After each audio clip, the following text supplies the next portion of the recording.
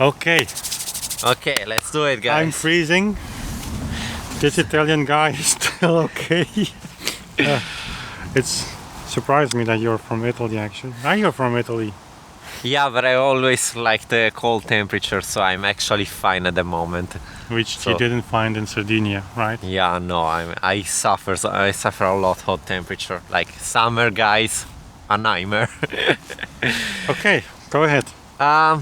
So, hello guys, welcome to the third results of the challenge, of the Schumann's challenge, and we are sorry for presenting this only now. It took a long time, I know, but as you know, there are many things going on right now, and not a lot of us are working behind the scene. It's just a few, I guess.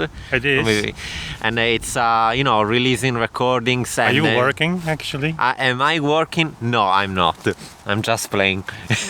Yeah, exactly. I mean, So, guys, there's a lot of stuff. the Wednesday videos, that's the Wednesday really videos, work. that was something, yeah. Especially the Merzen, I guess. Yeah, and so sorry to interrupt you so many times for your brilliant introduction. I know.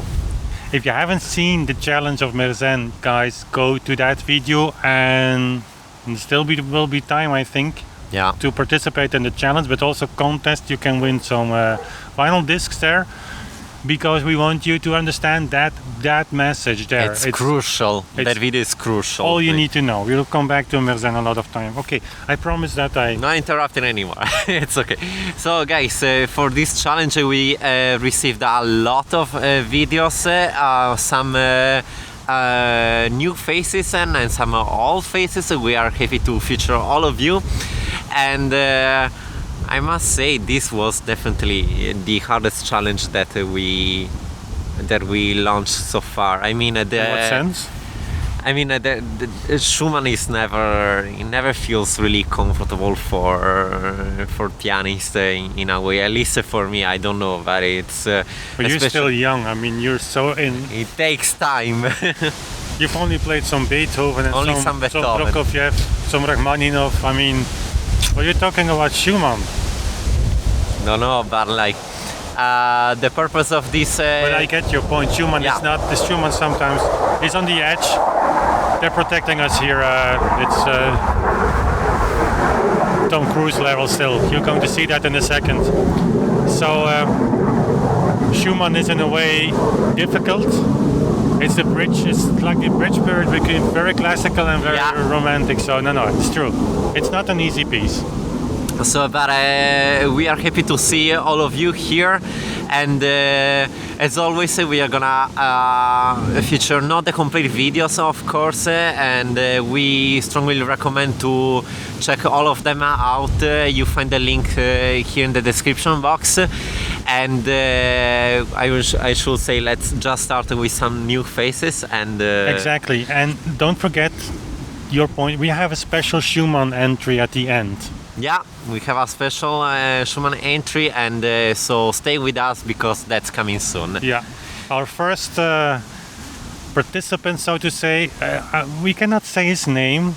He's Yeah. On YouTube, the cleverest, because he is undercover, as you see, and he's Yeah. going to explain the reason why. Hi, headquarters of Music Impossible.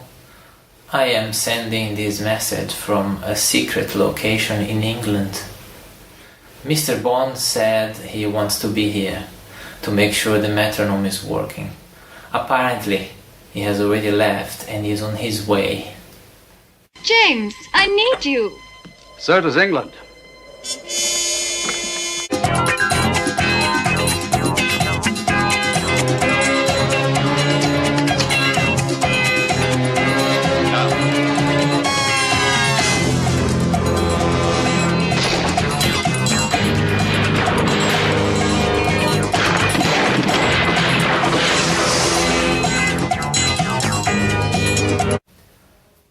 I'm not sure he will make it. Hi guys, my name is Yuri. I'm not Russian in spite of the name. I was born in Brazil, and I started my first music lessons there when I was 7 years old. When I was 9, my family moved to Italy, and that's when I started piano lessons, initially in a music school and then privately, but always with the same teacher. And that was from the age of 9 until the age was 19, 19 or 20. My music lessons were always in a relaxed way. I was not studying with the intensity of someone who wanted to become a professional musician, although I had at the time not discarded that possibility. And the main thing that my teacher transmitted to me was the enthusiasm for music making, never imposing anything, if anything stimulating what he thought were my natural tendencies. So that was always great, and that has made me love music and piano, always. So I basically, when I was 19 years old, I pretty much abandoned piano playing when I went to university for different reasons. One of them was not having the instrument. So I didn't stop making music. I dedicated myself to playing percussion, and a lot of Brazilian percussion, so a lot of rhythm making.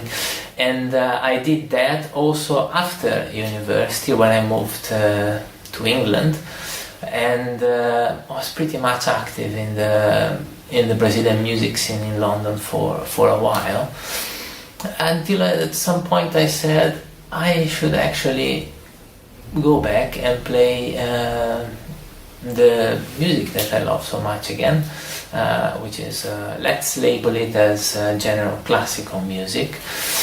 And at the time, it was about, I think, 5 years ago, more or less, is when I decided to get an instrument. And then also, more or less at that time, I came across Authentic Sound as a channel. I think I was looking for Bach on the clavichord, and then I found Wim playing Bach on the clavichord. And I have been a subscriber, not with this username, but with another username, another account I had, since pretty much then, I think, and I follow the channel more or less intensively since then. This challenge has been great because it has motivated me to finally set up a YouTube channel, an account where I can share my musical experiences and thoughts, all done from someone who has never done a music exam in his life. I have never sat a musical exam in my life. I always played. I always have taken it very seriously. And although I have not had a teacher since my Italian teacher, who actually is up to this day professional and very good opera singer, Tom Cruise is freezing. I have not Are you? had music lessons until very, very recently, before coronavirus took over the world. I had a few harpsichord lessons. And here comes the most significant event in my musical life, I would say, as far as it comes to keyboard music. Let's call it again classical music in terms of keyboard. And it was meeting early keyboards, and let's label it again, early music.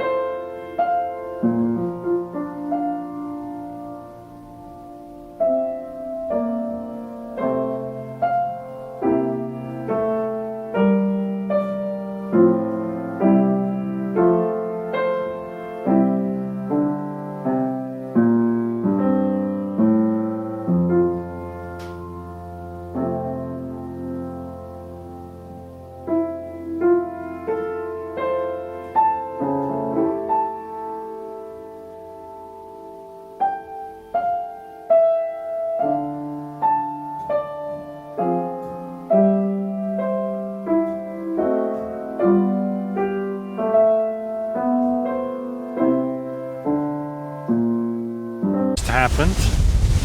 In what sense? You miss everything, huh? Every Did nuance. I? At the beginning, the tempo was of course nice. What you see playing in this tempo is not just something that there was a feeling of, there was a little static, Yeah. and now it was this little fluctuation. It's not the same as like changing the tempo. Yeah. It's like playing a little bit, making these sentences, and then this tempo you can do, and suddenly things change. Let's go back a little bit. I want to hear you to hear. It's this note that has changed it. Still very static here. It's all okay. It's just. And now?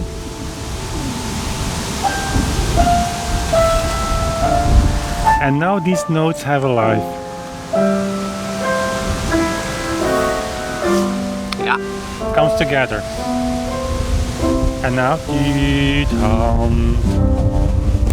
nice. It works.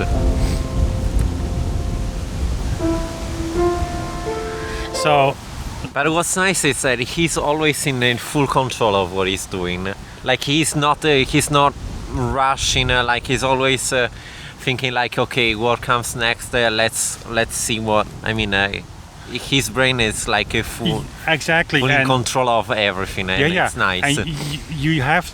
That's actually a very nice example. You have to have the first. So, the way he started is necessary as a foundation to make it work like it works. Yeah.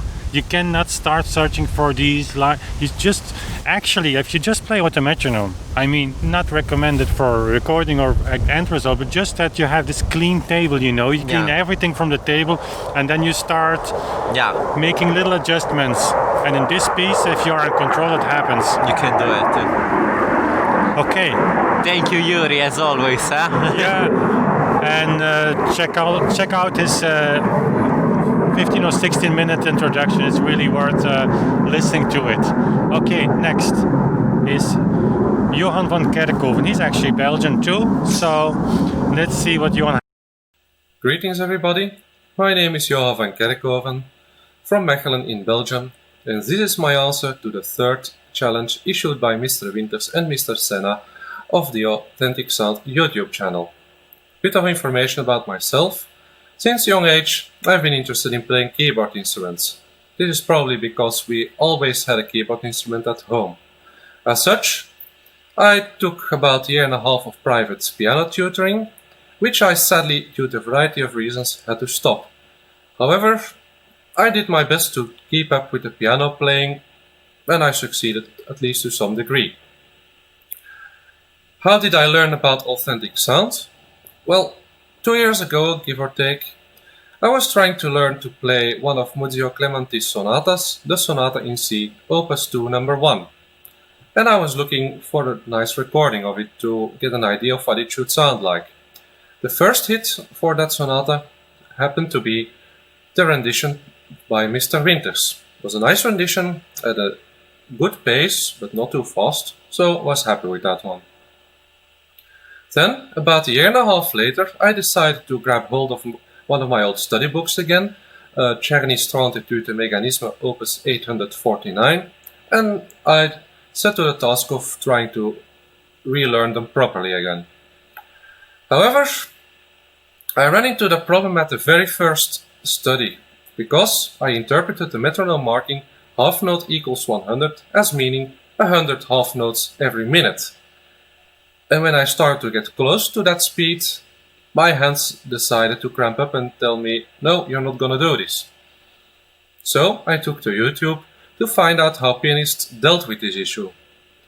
One of the videos that took my eye, or the one that really sprang out to me, was a video about the lunacy of Czerny's tempi.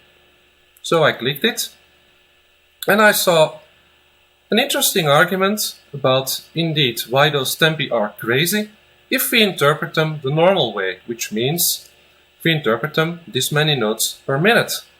However, this person didn't just say that those tempi were crazy, he also provided a solution. Namely, Back in the early 19th century, a lot of composers practiced differently. If they set their metronome to 100, it did not mean every tick you should play one note, but every 2 ticks. Of course, I'm talking about Mr. Wim Winters and the whole beat metronome practice. This was very intriguing to me, so I looked up a few more videos of his YouTube channel. In every video, he gave more and more circumstantial and sometimes concrete evidence why that was actually the proper practice back in that time. And so I decided to subscribe to the channel and enjoy everything Mr. Winters and also now Mr. Senna has to offer. Well, but I thought that like in all the community posts that they are posting on YouTube, there's no problem with those metro numbers. So, I mean, but where are those recordings then? yeah. I mean, just trust on the word. There are no problems. Of course, they can play those 100%, no problem. there's not a video about a community post, but actually, it's puzzling me. Yeah. I mean, I come from a different time, in playing. You come from the other side. I never actually played Prokofiev in the way you did. But you did. I did. And you saying you tried some of these excerpts really to push yourself, and you say, I'm sorry, I cannot. And there you have people saying like, I'm only playing 5 years and I can do it. You know what I think? That happens sometimes, but no, seriously, that they're just playing in whole beat and they don't realize it. It's so super fast. But anyways, Johan, it's women. Great points. Alberto for you, it's not Mr. Winters, of course. Yeah, we are Wim Alberto. That privilege is reserved to some on YouTube, but not to you. Enough talking, here is Robert Schumann's Traumerei, played at Clara Schumann's metronome marking speed, quarter note 80. Why that speed? I found Clara's speed that it preserves the ethereal nature of the piece better, and that the original speed by Robert Schumann, quarter note 100, feels slightly too rushed to me. But that's actually what also you had in mind, when you... 80? Yeah, I mean, you also felt 100 is pretty fast. 100 is pretty fast, yeah, certainly. Are we talking about going below whole beat tempo, Schumann, eh?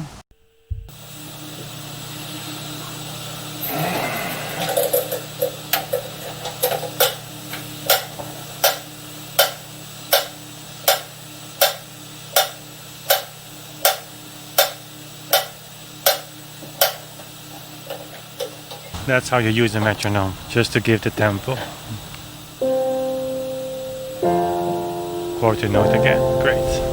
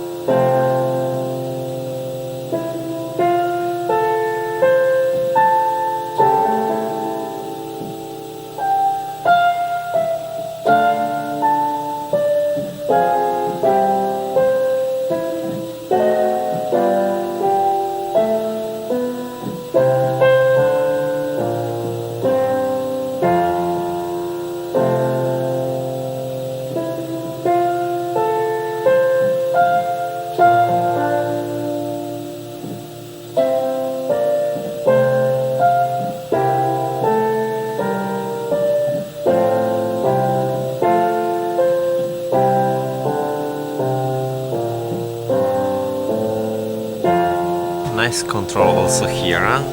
Well, it's of course he is not reading the piece, but he is still looking for reading the notes, and it's in control of what he's doing.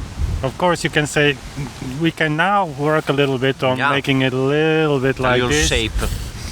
But that will come, and it's actually interesting to see that this music, as I say, is written for you guys, and this is not one of the virtuosic pieces written in the 19th century. And by the way, professional pianists still play like at this speed. Yeah, imagine that you would play this double as fast, even more than double. Yeah. Then how many people still can play that piece? So the congratulations, and also thank you for your introduction. It's always nice to hear how you discovered the channel and what your first impressions were. And by the way, sorry for the airplanes. We have no escape today for them there. Yeah. Here we have Cristiano. Okay. Let's listen a little bit to it.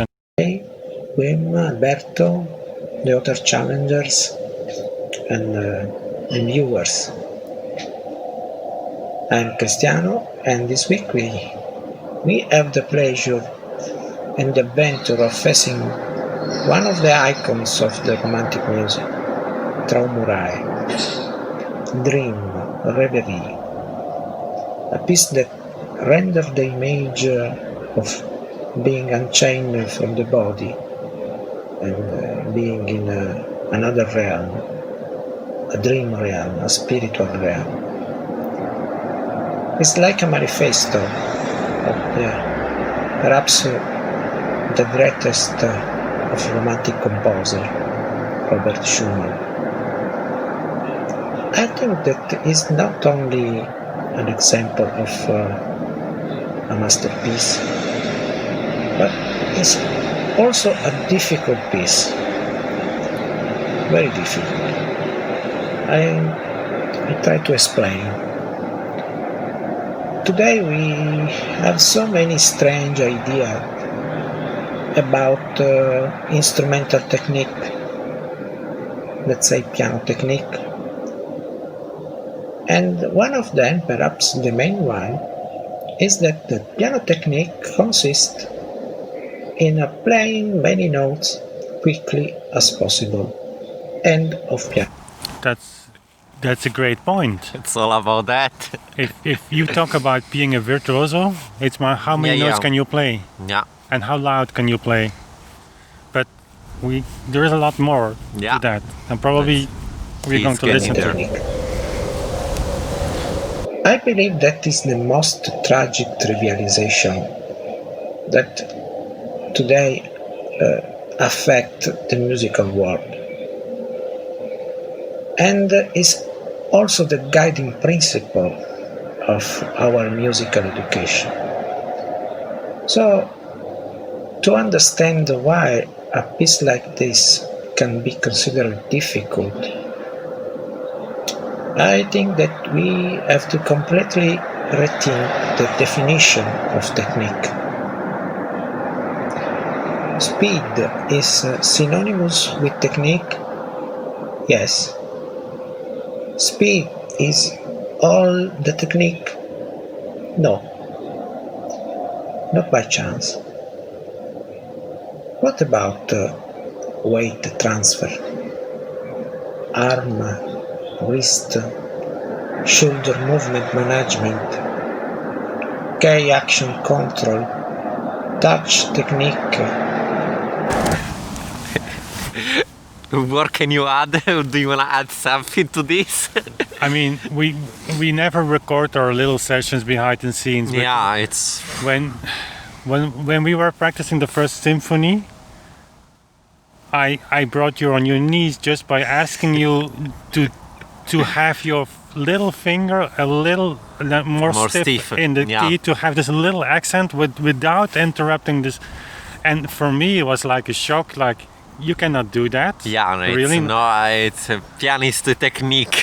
Yeah, but what is virtuosity? And the result is, actually, we shouldn't talk too much about this. We can do that in another video.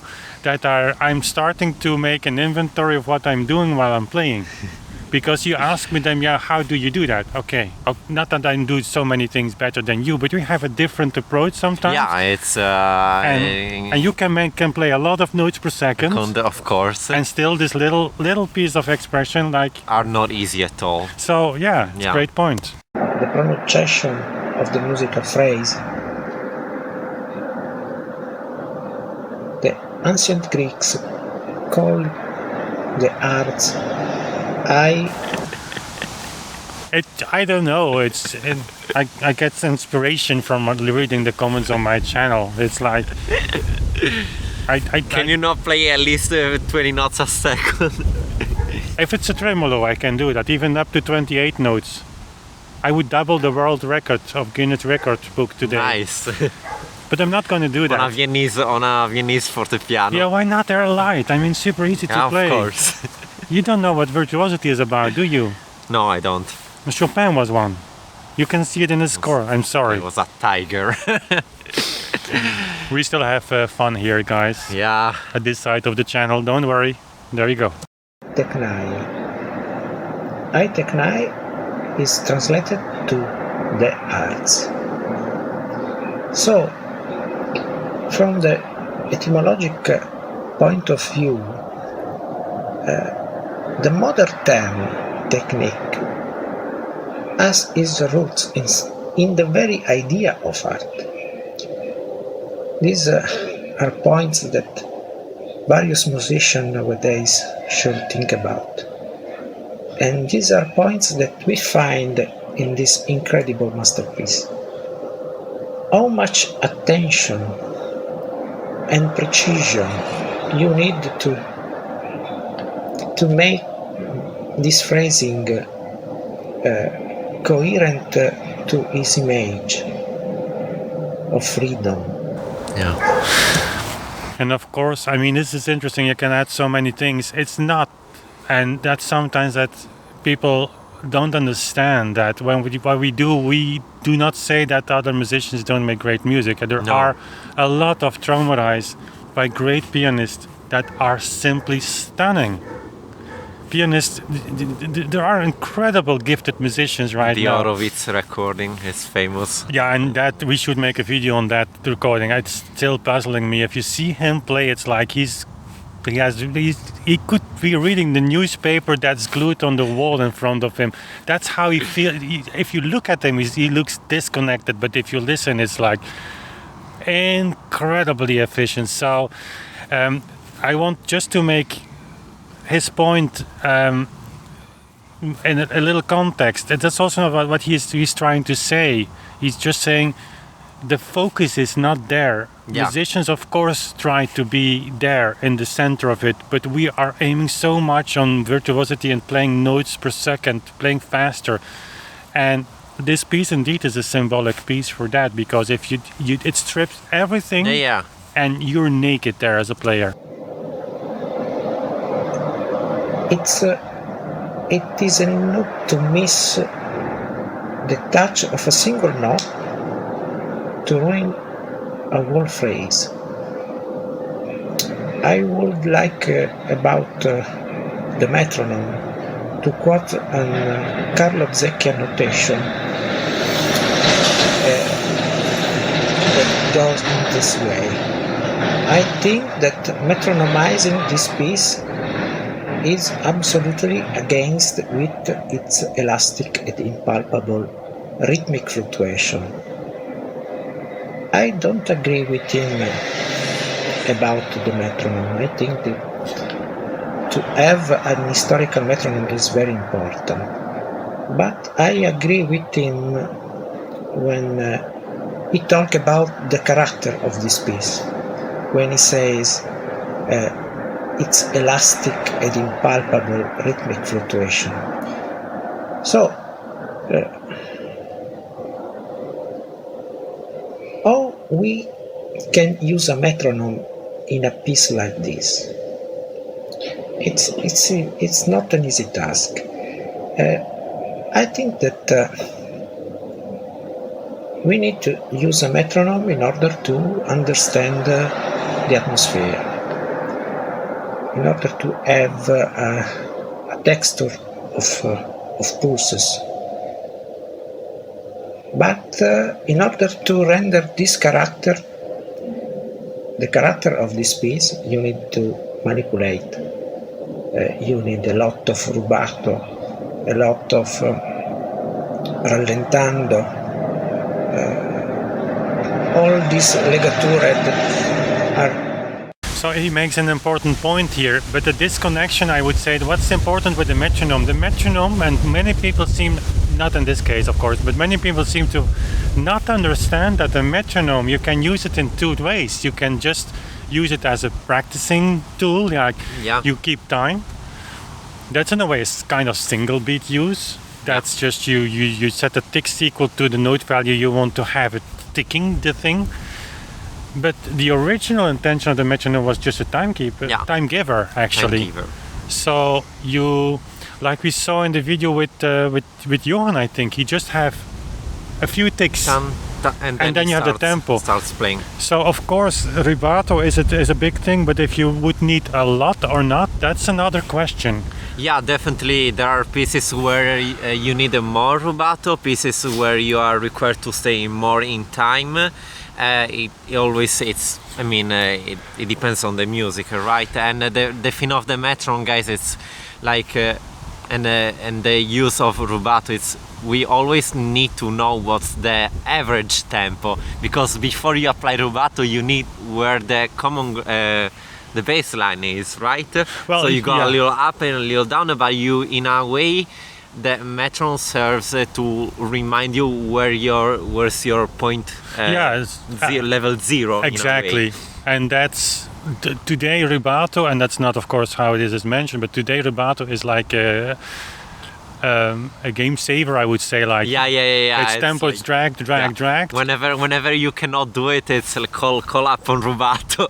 I will come back to rubato with Czerny and with Hummel and all these sources, because we have to also, clean the table there. Rubato means that you can go also faster than those metronome numbers. So Czerny is unbelievably clear in what rubato is, and it's always very subtle, unless the composer indicates that, and we shouldn't forget that. They did indicate but like rubato. For example, yesterday we were checking the Fourth Symphony, and we were just checking our tempo, and it's incredible that whenever we needed to speed up or slow down, we always knew how to come back to exactly the metronome number indicated by Beethoven. We were proud on ourselves. We were proud, but it's difficult, because you have to remind yourself while you're playing what's the standard tempo set by the metronome, while you go a little bit all over the place, a little slower, a little faster, and then you go back. That's what it is about, of course, and that's important. If you have, like in the Fourth Symphony in the slow movement, we go a little bit slower there, sometimes a little bit faster, and we come back when the theme comes back exactly in 80. We were actually a little surprised, but we shouldn't be surprised, because if you are practiced in this way, you connect a certain movement to a certain character. So it happens with me like that. When you come back to the theme, you have the same kind of color, and the color matches the tempo. You can also remember the ticks. You can remember a tempo. It's doable. So, but it's always very subtle. So let's check the recording here. Guys, there is always something more. We share a little bit of the introduction. Check the entire videos. On each other, I would say. Again, 80.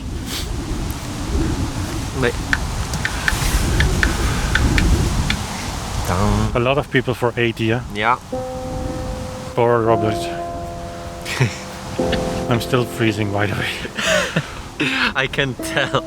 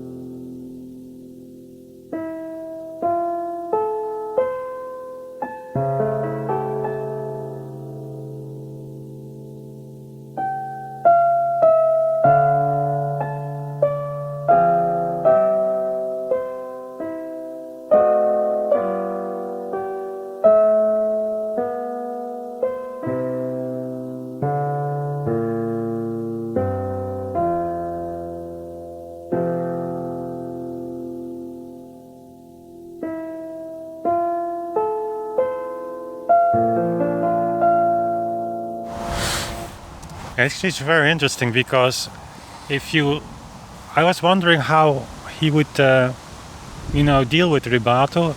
He said, like, you need a lot.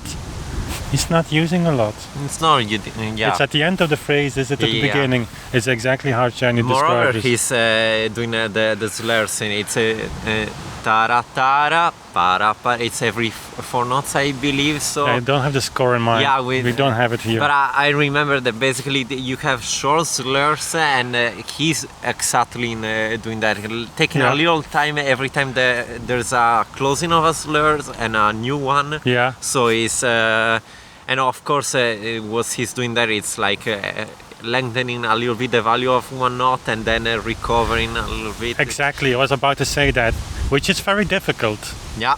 And it's a very personal way of playing this piece. I would say, but that's maybe for later. I would like to try this in the Mendelssohn way. Mendelssohn was known for playing like rigidly in time, almost not applying rubato, which of course is just a source because you read about that how is a real life, that you only have to take this in between brackets, but really playing like Chadney describes, a little slower at the beginning, and then just on tempo a little bit faster, and then coming back, but very subtle. He says you shouldn't hear it. Yeah.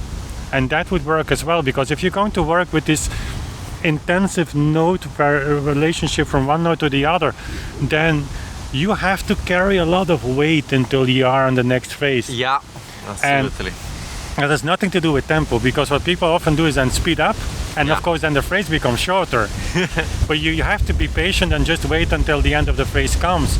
But if you just play in time and you go a little faster, unnoticeable, then you have enough life to have this nice ending.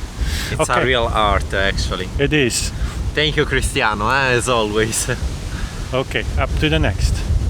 Oh, that is the piano of Thomas, can it be? Yeah, it's Thomas. Yeah. We recognized you.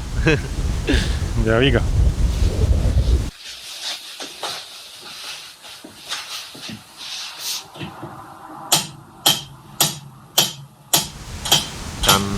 You're never in suit when you play.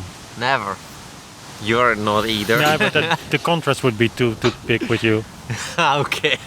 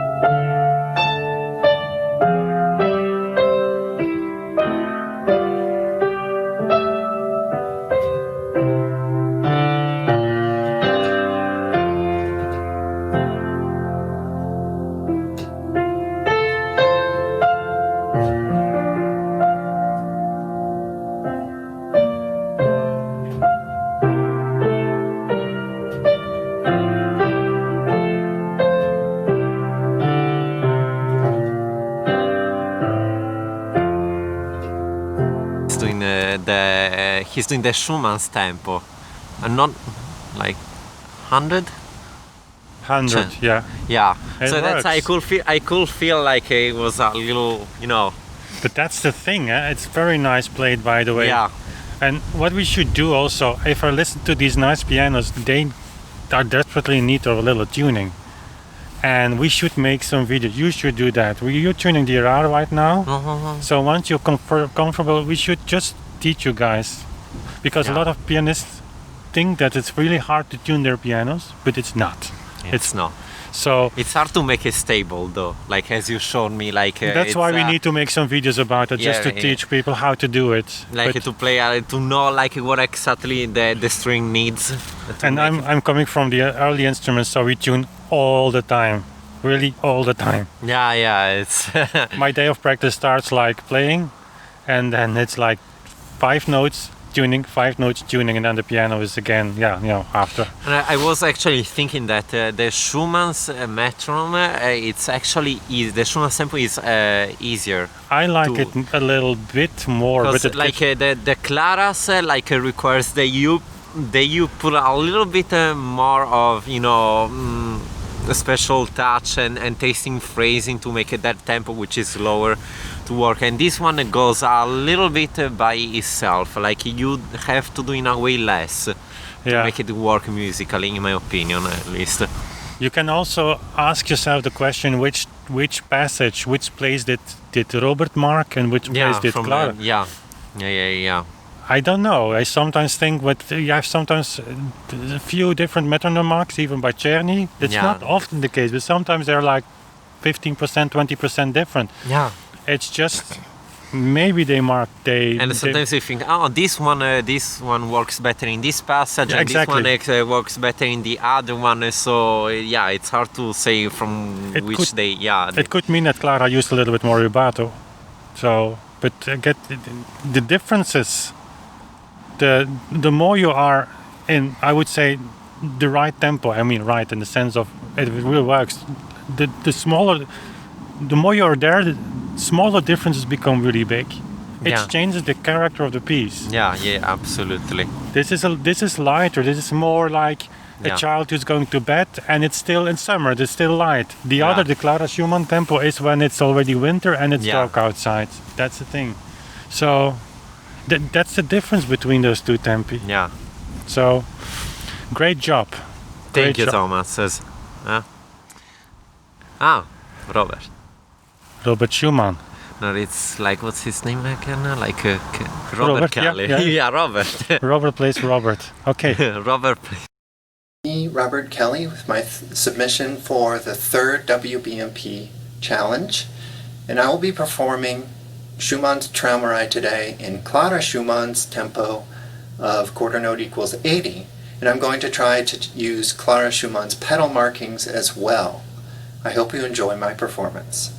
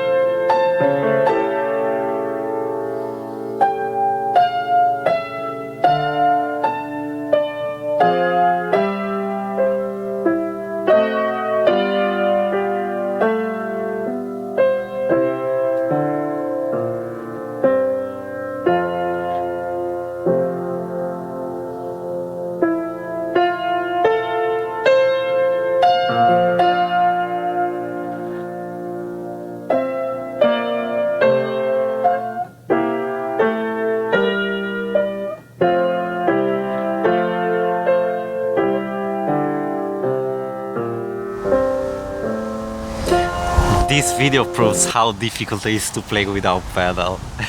The high note, the release of that. It really proves that. I mean, and do that on the Fritz, that note will explode without you even looking at it. Like, you have to be preparing that so. But it's and it's again great. We're back in the Clara Schumann's tempo right now. And it's great that guys like Robert are experimenting with even with the pedal indications, because it really, like, you start having all the entire picture together, like metronome, pedalings, fingerings, and yeah. Well, yeah, and like that jump, that is challenging. It is. But it has, when you go through with it, you will discover that there is a reason by Clara Schumann for not having the pedal there. Exactly. So it's just bringing it together. And honestly, I was also a little bit skeptical with the pedal. We talked about that when you came over. You used pedal all over the way. My fridge was like really couldn't breathe anymore. So we just talked about it, and next time you came, you challenged me, like, let's pretend that the composers had knew what they were doing. Yeah. So, but that opened the world only because our intention was to make it work. Yeah. So it's great, and also great. I was also about to say that this Clara Schumann tempo again, it's incredible how different it is from Robert. 100 to 80. Yeah. It's it. Thank you so much, Nice. Robert. Thank you, Robert. Oh, this is from Ken, I think. No, it's not from Ken. No, Let's this see. is another Algorithm Marte. I created this video after seeing the challenge video number 3. I'm a beginner pianist and programmer enjoying combining practice on a great old instrument, music with sample computers. I tried to play it and it gave me the impression that in slow tempo it sounds more sweet and more. Create a MIDI version, render it using the Una Coda piano virtual instrument by Native Instruments. Let's just see. Marzio, here's his name. Marzio Di Biasi. It's Italian, right? I don't know. It's not an Italian name? Marzio? No? I don't know. I didn't hear that often. Maybe could be De Biasi. Hola.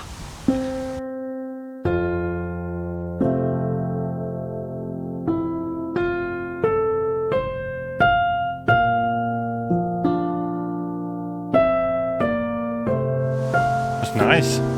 We found our new video editor here. Okay, link in the description here to our...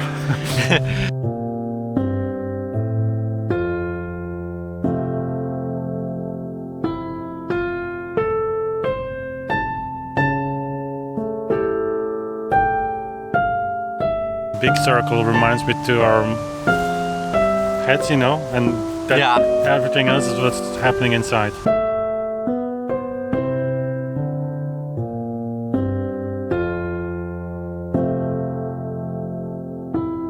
It's called a simple visual animation. So imagine if it would be complex.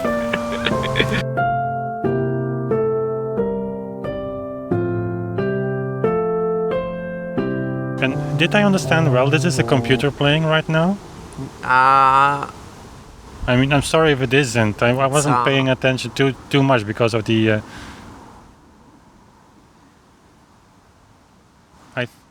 Anyways, it would make the point for if your tempo is okay and you keep it very stable. That's the, you know, the thing with the tempo rubato. Clean the table first. As Jenny says, you first play it in time, from the first to the last note. Tempo rubato can never be an excuse to not being able to play the notes. Yeah. But that's... First, you should be able to play the entire piece with the metronome ticking along with your playing. That's the passage that's been left out. So that's not tempo rubato is not an excuse whenever you find some passages that are impossible. Those metronome numbers were given with the purpose of allowing you to play even those hard passages at that tempo. You don't slow down. Yeah, it can never be an excuse, even not in the heavily ornamented... You can maybe slow down for musical reasons, but not for technical reasons. And that means that you should still be able to play that if you want. Exactly, that's Czerny's whole point. Before you even think on rubato, you just play in tempo. Just check if you have everything under control. This is very nice. And... actually, very nice video animation. We need a video editor, guys, so... Yeah, but I mean... contact us if you want to participate. Really, it's this is a new face, right? New face. Alban? Never seen in the premiere. Maybe Maybe another name. I do not know. Let's listen. I'm Alban. I am from France. I live in Madrid and I work in Madrid. I'm an amateur pianist. I'm not a professional level. And I am just someone who has rediscovered the world of music not too long ago, and I'm really proud about it. I started as a kid when I was around 8, I guess, and in a school of music of my small town, and I studied until I hit teenage, where you have better things to do than at the age of 15, 16 you have better things to do than going to see your old piano teacher. So I wonder what those things would be. Really? Started not going to school, to classes, and then after high school I started my engineering studies, so that was the end of it for me. Although during my studies I played the guitar, I played a little bit of harmonica, and it was more fun to play that in a band, and I was in a band. So that was a cool experience. That band has become professional now. I'm not in that band anymore, but I'm pretty proud to have been part of the founders, because it's professional since quite a long time. And I left before it went professional because I had to work, and I changed city. That band is called Foxaganche. It's a really nice band. You can go check it out if you Google FQCG. It's also nice to have people who play like pop music and other music, because their tempi are pretty similar to WBMP tempi. Based on the second. I think, Alberto, it's time to... Can you read that from here? It's 21. 21, so you have still some time. Yeah. So, after stopping piano for almost 20 years, I jumped back into it about 18 months ago, and it was a great decision. Basically, I always wanted to go back into piano, but one day I just woke up and decided that that was the day. I looked online for a teacher, a piano teacher in Madrid. I found one. I was really lucky because it's a great teacher, and he's from Ukraine. He's a student in his last year at the Royal Conservatory of Madrid. And since I started classes with him 18 months ago, I never stopped playing anymore. Every day, almost every day. By the way, I think if you don't have a teacher and you want to get serious about music, that's a huge mistake. Having a teacher makes you save so much time. It's what you have to do if you want to get better at it. Now that I play piano every day, almost, I listen a lot of music, classical music mainly. I learn a lot what I have never learned before. It's a whole universe, and it's incredible, it's infinite. So I read books, I go on YouTube, and this is how I ran into your channel, Authentic Sound. And I thought it was really interesting how deep you go in your researches, how you must be spending countless hours trying to find evidence on how our great composers used to play. I don't know how you do it. It's a job almost of a scientist. It's the job of a scientist. You have to be really serious about what you find, what your theory is based on. I think you're doing a great job. I am no one to say if you are right or wrong. All I know is that for Traumerei, you have to be right. Because anyways, for the pieces, otherwise it's gonna suck if it's the other way. I'm happy to be right. I mean, it's nice when people say that, and it's so common that engineers, mathematicians. Yeah. Johan is a mathematician or engineer as well. They see immediately the logic of that. Immediately. I will say it doesn't happen so easily with our musicians. But how we do it, just as a little break, we call ourselves sometimes little idiots, you know, because we have this passion and we just do it. And yeah. the music I world. will say, like, how do you do that? It's like simple. We cannot play the metronomes in the other way. That's it. Fake the theory. No, it's let's not make a joke because it's really nice witness. I don't completely agree. For example, if we just talk about the first piece that you chose for your challenge, the Sonate Facile. Again, I don't know the truth, I have no arguments, but I definitely picture myself, Mozart or on any other pianist at the time, going virtuoso on that kind of pieces. On this one particularly, and probably on others. But again, Traumerei, I have no...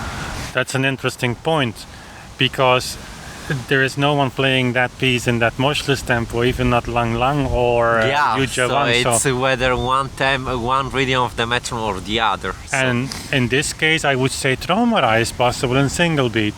Yeah. The Sonate Facile is... It's not possible. Well... Or if it is, it's like, 152 is pretty fast. 52 quarter notes per minute, it's like... And there the context is very simple, that Mozart wrote this as a Sonate Facile. Those scales will be like about 10, 12 notes per second. 152 times 4 is 400, is 600. Yeah, that's like 10, 11 notes a second. And really, this was written by... That's faster than the tremolos that we had in the symphonies, which were 8 notes per second. On the edge for the Fritz. Yeah. But this piece was explicitly written by Mozart for... the amateurs. Not even amateurs, for students, like beginners. Not beginners is for... And also, guys, we go back basically to the video of Cristiano. What's the picture that we have in mind of today of the virtuoso? But what Alban is saying is interesting, because it's still the picture we have in mind, that Mozart might have been playing like that. And it's great that you bring this point up. There is in this Sonate Facile thing, actually, it's the easiest one to say that's not. So that's also part of the reason why we do what we are doing. We're trying to do it so profoundly, because we need to close these back doors. Yeah. We are just and also when, with this. Of course, when we read sources about these composers being virtuosos, it's like, what does the word mean? Like they were, first of all, incredible improvisers, and I should go through the Sonate Facile once to show what the difficulties are with lifting hands, arms, or whatever. It's all there. But anyways, that's not the point here. Nobody would imagine playing it at 100 half beats. That's really fast. Or maybe Robert was playing it super fast, and Clara said to him, "You're playing too fast, honey," and she downgraded it at 80. Still too fast though, still too fast. So we must accept that. Plus you have a third metronome mark for the Traumerei, which is 138, I think, by a friend of Robert. Yeah. Authentic, huh? It's not debate, it's not just like... Who was the... What's the name of the guy? Boom, yeah. Boom. It's 132, 138, so... Even fast. Yeah, it's really fast. Your theory is right on that particular piece, and probably on many others. Well, about the Sonate Facile, one word, I prefer it when it's played faster than in the first challenge, but I have to say that after listening to all the versions played by the people, the challengers, I really like the one of Brian from Lima. It was really touching. It was really something different, and where you can listen to aspects of the music that you've never heard before, even if being played by professional, world-famous pianists.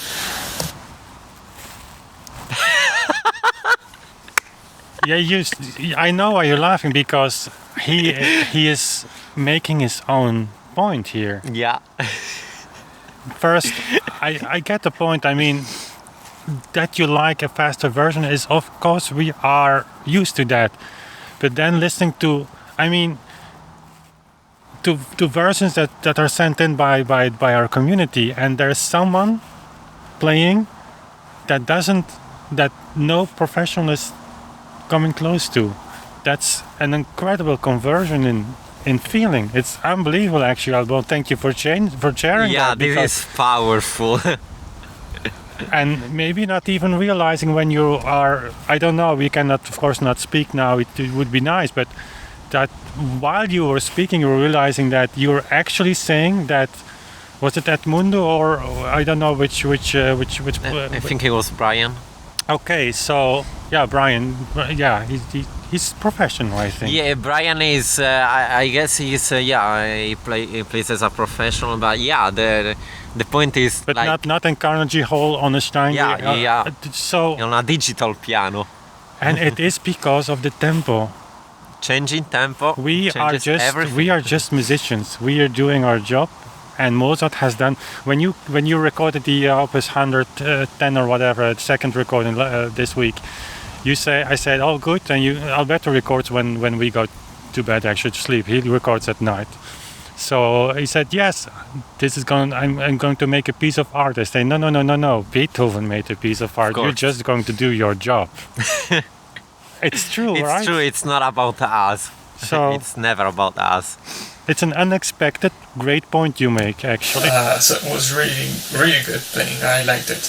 By the way, Brian, if you're listening to this, I used to live in Lima for almost 7 years, quite a long time, because my wife is from Lima, she's Peruvian. So maybe when times get better after all that COVID stuff, then when I'm back in Lima to visit her family, it's a great way of community building, right?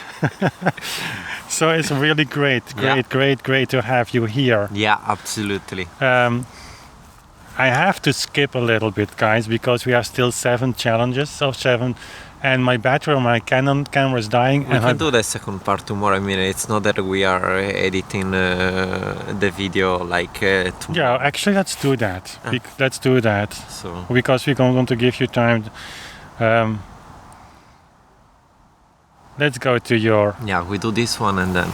Anymore, but really, really nice to record myself thanks to your challenge.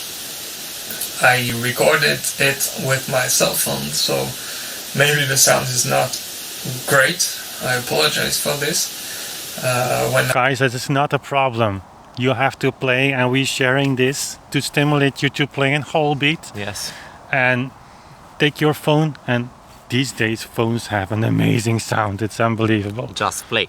Just play. Doesn't matter. When I try to record at my place, I have a digital piano, so the sound is better. Because I take it directly from the output of the piano. Anyway, thank you very much for your great idea of the challenge. And keep it up, guys. Thank you. Thank you so much, and thank you for being here. Yeah, so, thank you. Really. Yeah.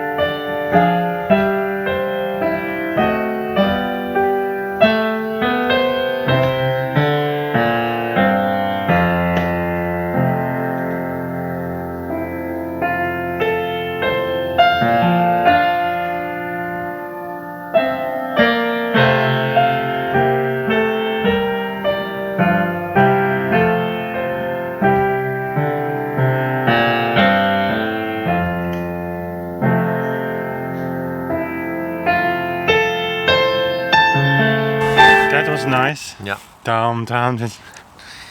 Alban, you made a great decision going back to the piano. So yeah, well done. Hope to see you participating in a lot of challenges. Yeah. So, and by the way, we need engineers for the Mezen challenge. Yeah. Don't forget that. So, okay, let's go to the next. which actually is next tomorrow. Tomorrow. That's right. Your screen is actually, you set the screen saver 5 seconds or so. Yeah, it has always been like this. I never touched it, so yeah. Yeah, generation thing, you know. Yeah. It's recording. Okay, great. So guys, we are back here with part 2 of our challenge. Not at the Hoxton Chapel, that has a long history. Actually a few days history. We went back a few times, but as you have seen in the Mezen challenge video, we had some airplane noise. Oh yeah. You noticed? No, just some jet fighters, you know, like. And then we went back, and you know, with this COVID thing, people are basically at home. It's not completely locked down here in Belgium, but you're not allowed, or you're not advised to go to a lot of, you know, forests, or people want to go out, and so they're advised to go to places where they normally not come, and that's where the chapel is. So there's a lot of people. That's not a problem, but the band should be free if you want to sit there to make these videos. So at the end we decided to be here outside, so Sibu can also enjoy his life here outside. Come here. And basically that's what we're going to do, have part 2. Alberto, if you just turn the flip screen to our side, we can check while watching. I mean, we still... Really? Yeah, do it. Yeah, of course. Okay. You ever doubt the things I advise you? No. He says no. And Do you see yourself? yeah, of course I like seeing myself. I mean, Yeah. the hours I watch myself speak or play, I mean, that's pretty insane. And one of the advantages of being at home, because there we are, we can have coffee. So guys, how many entries do we have, Alberto, still? 1, 2, 3, 4, 5, 6, 7, 8. So great. We had like 15 of them for this time. It's pretty high number. Yeah. It's incredible. So guys, let's not waste any more time and listen to what Roxana Hughes has to say about Schumann. There we go. Hi, my name is Roxana Hughes and I am a civil engineer from Mexico. I have always had a passion for music. I self-taught myself the piano almost 10 years ago, although I have never been to a formal class. I've been a subscriber to Authentic Sound for a few months now, but I had heard of the whole beat metronome practice since a few years ago, my dad being the one who introduced it to me. The way she shares this tells it. Probably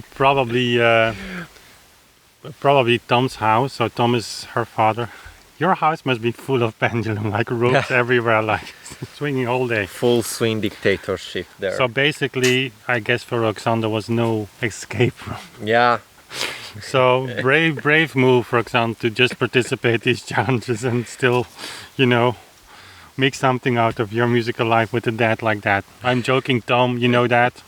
Hughes, and I guess kind of famous on this channel as a pendulum guy.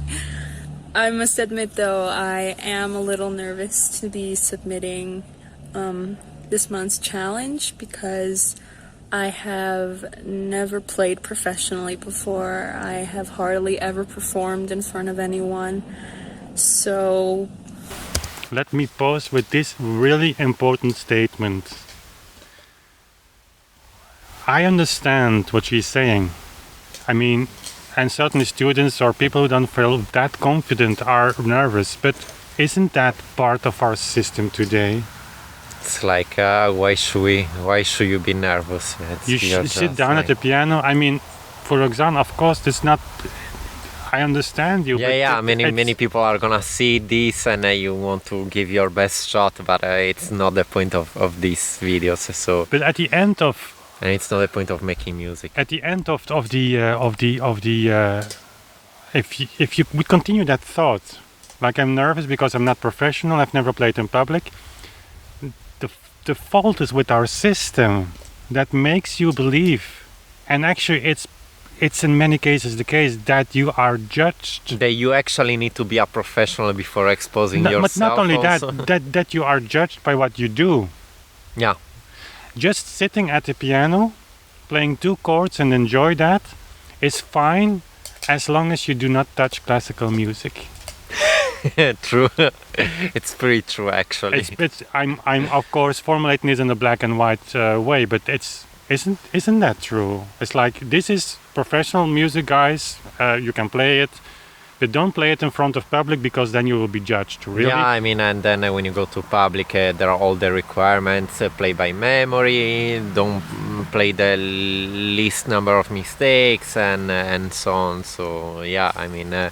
There are certain expectations on classical musicians, especially on stage, I will say, today. But this one sentence, yeah. I mean, let's not continue this rant too long, but the implications keep popping up in my mind.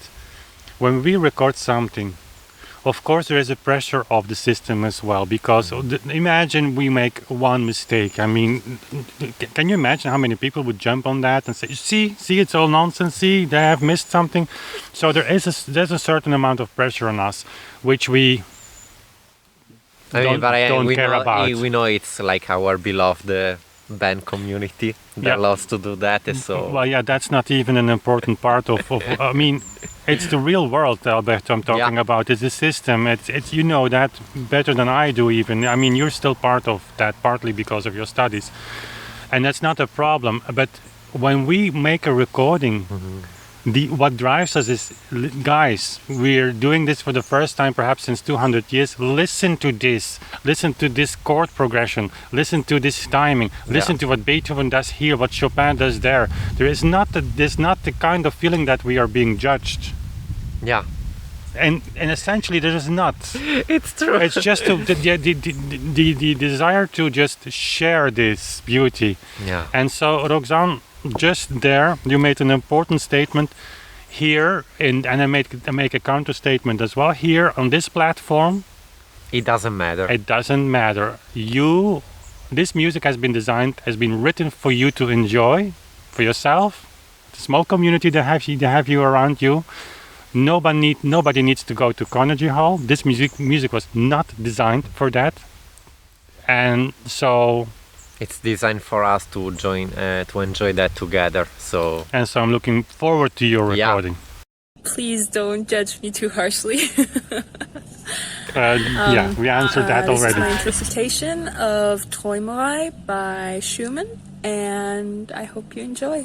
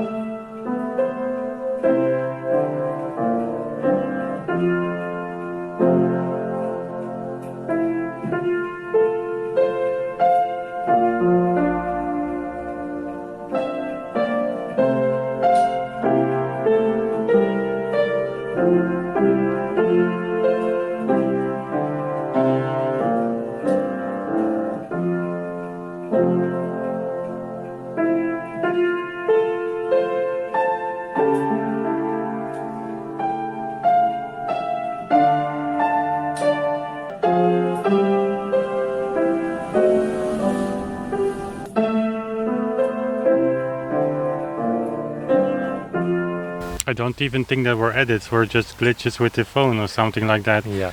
It's funny, it's very nice. So really, I mean, congratulations. If you self-taught, this proves only your point. Yeah. Of course, you have a father who has a history as a studied pianist. We know that. He's coming next, and for Tom we make an exception. We will really be hard on him. No, just kidding. Of course. It's also funny, I see you, Roxanne, you have the same problem as my daughter Sophie. She actually quit piano playing because of her nails.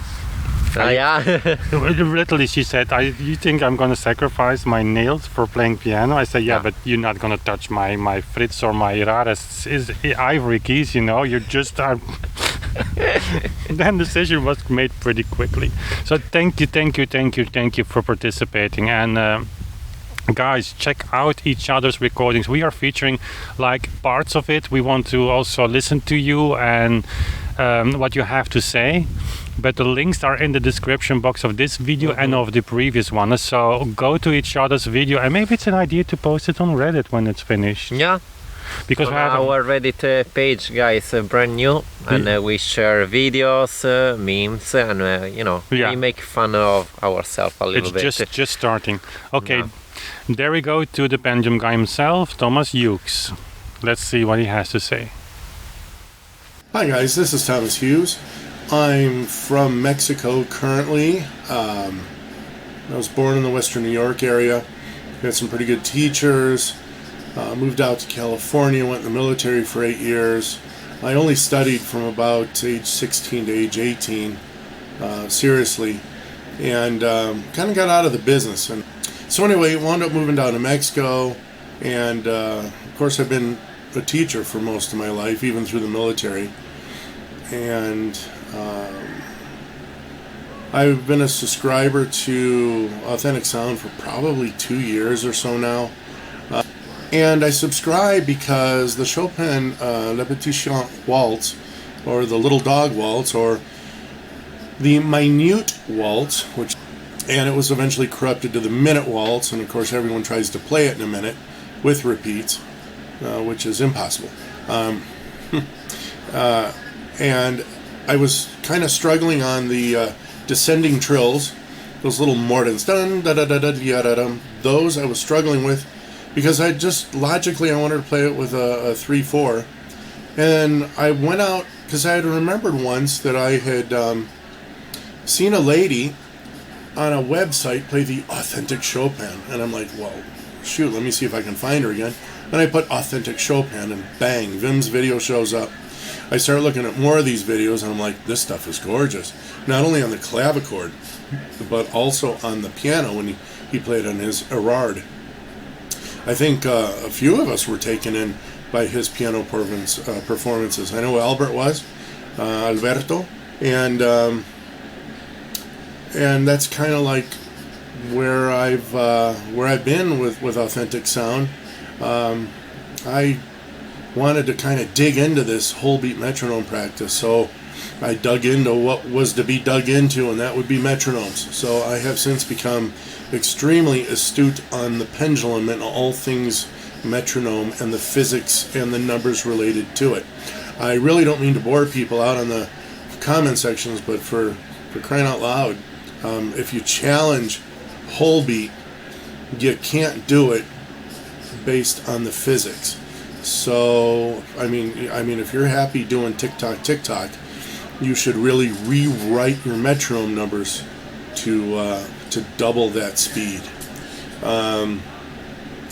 But long story short, I'm here, and we're. He's nervous too. Yeah. We hear it, Tom. Where is your piano? Where is your piano? Your daughter already did it, huh? Yeah. Huh? I'm gonna go ahead and play for you. Oh, there it is. Okay. That's a very nice one here on the wall. So, nice concept. Guys, if you see a pendulum like this hanging at Tom's wall, it's very easy to make. Of course, it's not so easy to predict precisely how fast it's going to swing, because there you need to have a system for, because you have to measure.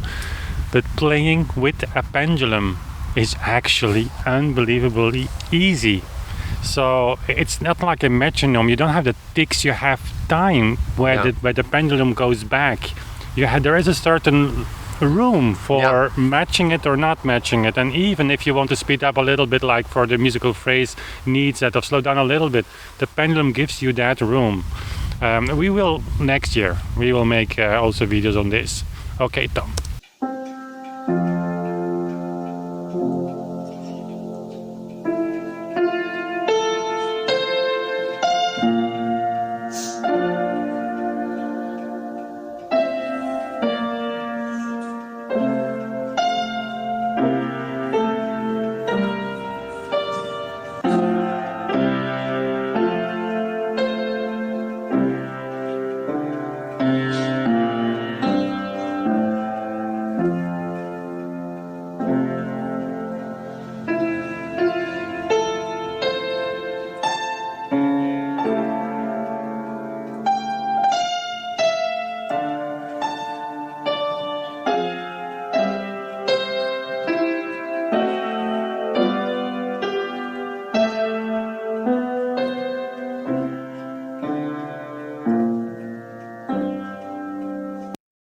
That Clara Schumann's tempo? I think so, the 80, yeah. Do you have the possibility? I have here my phone.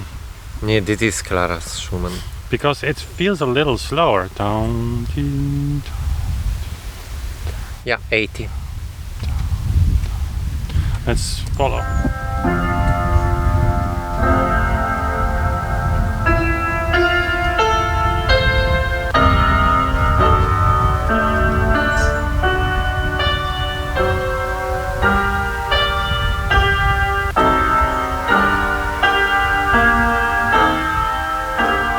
It's a little under 80. Yeah. 74-ish.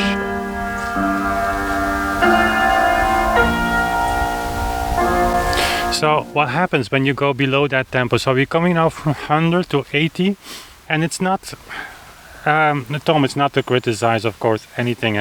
You're doing a great job. By the way, we've talked about tuning. We have to start making those videos. This piano is also in need of some tuning, and it's not so hard, guys. It is so nice to have your piano just set. And I know for many pianists it seems to be like, how do you tune a piano? But it's actually not so hard. But that's all for next year, and it's also not related to this video. I mean, I'm sorry, I'm all over the place today.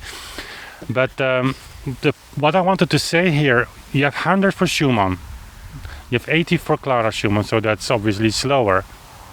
When you slow down a tempo, it changes also the way you're playing the piece. And maybe you should make a video about that, because you recorded Clara Schumann's tempo as well. And remember, even when you made the what's that? The Kindersinn recording, I asked you, can you even go slower than that? So you made a recording, I think, at 60 also. Yeah, something, yeah. But what Tom is doing here is maybe applying what you would apply at the 100 tempo, but at the 80 tempo, and so then you're going a little bit below this threshold of 80, what Clara Schumann has said, and you go to 74, or even passages in the 60s, and then you suddenly feel you're dragging a little bit. Yeah. But it's not because of the initial choice of tempo. No. When you played the 60, you did other things than when you played 80. You did other things than when you played 100. So everything comes in a certain balance together. And Tom, absolutely not to criticize you, because you go on the edge, and there is also where the beauty starts. Yeah. It's like, kill a little bit the expectation. Well, the guy is digging a hole there. You keep an eye on Sibyl? He's digging. Yeah. So you can be happy that it's not digging here at our bench. Yeah. That's typically what he does. Like one of the four legs, he starts digging a hole, and then suddenly, yeah. Okay. Also, guys, piano tuning is something I'm really aware of. It's not to criticize, but I mean, I think even it's in your case, Alberto, you started tuning recently, yeah? Yeah, recently a little bit. So many pianists have the impression it's so hard. They don't have a tuning hammer, or they just don't touch it before you call that a technician. Yeah. In our world of keyboard makers, that would be like an insult to a keyboard maker. Can you call the technician to tune? I call you the spotflieg, and he will never talk to me. Like, really? No, all kidding aside, when you would have to tune your entire piano, it's not easy, but you can do it. You can do it. And next year we will have also different things to share on the channel, amongst which tuning. Tom, thank you so much also for your pendulum contributions. Also always great to see you. This is a new face, I think. Yeah. I think there is new face. Gary McAndrew. He made a few remarks in the description. Canadian living in Australia, retired electrical engineer with an interest in keyboard instruments. I play only to amuse myself and to gain an understanding of music. I've been a subscriber to Authentic Sound since before 2014. Okay, that's really the beginning of the channel. My reason for subscribing was to enjoy the clavichord music. I was very impressed with his knowledge about early music and his efforts to reproduce it without the benefit of time travel. That's true. Time travel, how cool would that be? I showed the metronome ticking before beginning to play. It was set to 100, but it's actually a little fast, more like 107. I attempted to play the challenge between beats at 2 ticks per beat. Yeah, some metronome, it's sometimes also, 107, 100. The metronome should be, and certainly it's a new metronome that should be quite accurate. Or newer metronomes are, but with historical metronomes, they are pretty astonishingly accurate. With 5%, I mean, come on. Though I wonder why, if you put your metronome 100, it should be 100, 107. 100, yeah. What can happen though if you measure it with a digital app like I was just doing? You need to be a little patient, because if you just tap 2 or 4 times, it doesn't. It's making an average from the beginning, so you have to really, measure it in 10 seconds or 20 seconds. I recorded the challenge piece on my Yamaha, which I purchased new in 1996. I used a Canon, Nikon, and then all the equipment. Follow-up questions. My general impression after performing is that it's a little fast for a contemplative piece about dreaming. The conventional metronome marked by Howard Bauer. In my Schumann edition is 56 beats per minute. Yeah, that's actually a little faster than Schumann's metronome. But it's almost whole beat. Nobody talks about that. But it's still in line with the other metronome of what was his name? Boom. Yeah. 138. Well, that's much faster. Yeah, but still like in the range of tradition. I think it works better and sounds more contemplative if it stays slow. Yeah, that's probably what Clara Schumann thought as well. Yeah. Let's make it 80. I think it doesn't work played that fast, and 100, 1 tick per beat. My question is, please confirm that I have applied the WB nomenclature correctly. I think I understand the concept, but I find the terminology a bit confusing. Okay, that's great to know, because we're talking to ourselves here oftentimes, Yeah, but it's true, eh? Yeah. For sometimes things that can be clear for us are not always clear to other people. That's why we made the Mezen challenge. If that time is still there, at 1 December, just do it, guys. Do it. Make that summary. We want you to understand that video, because it's everything that you need to understand, and that's it. So he writes, as I understand it, composers, editors and publishers of early music stated metronome numbers in 1 or 2 different systems to achieve the exact same desired tempo. Confusion about which system can result in that's actually it. The thing is that they were confused too. Sometimes, maybe. At the end of the 19th century, but that... No, that's for sure. And I will make some videos about that. Also, that will be part of the book, but that's for later. First, listen to Gary's, a little bit of his Schumann piece. Let's check his tempo, if it's really 107.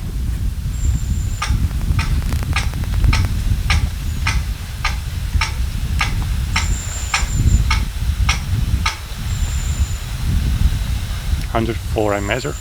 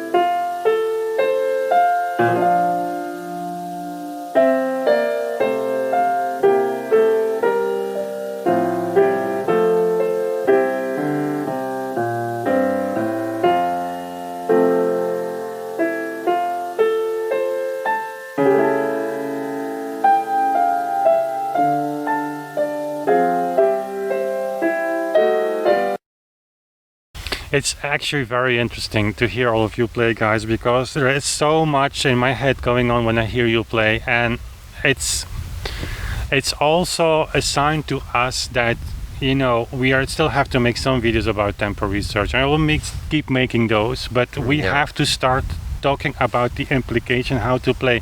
So Gary basically says, to my feeling, the tempo is too fast.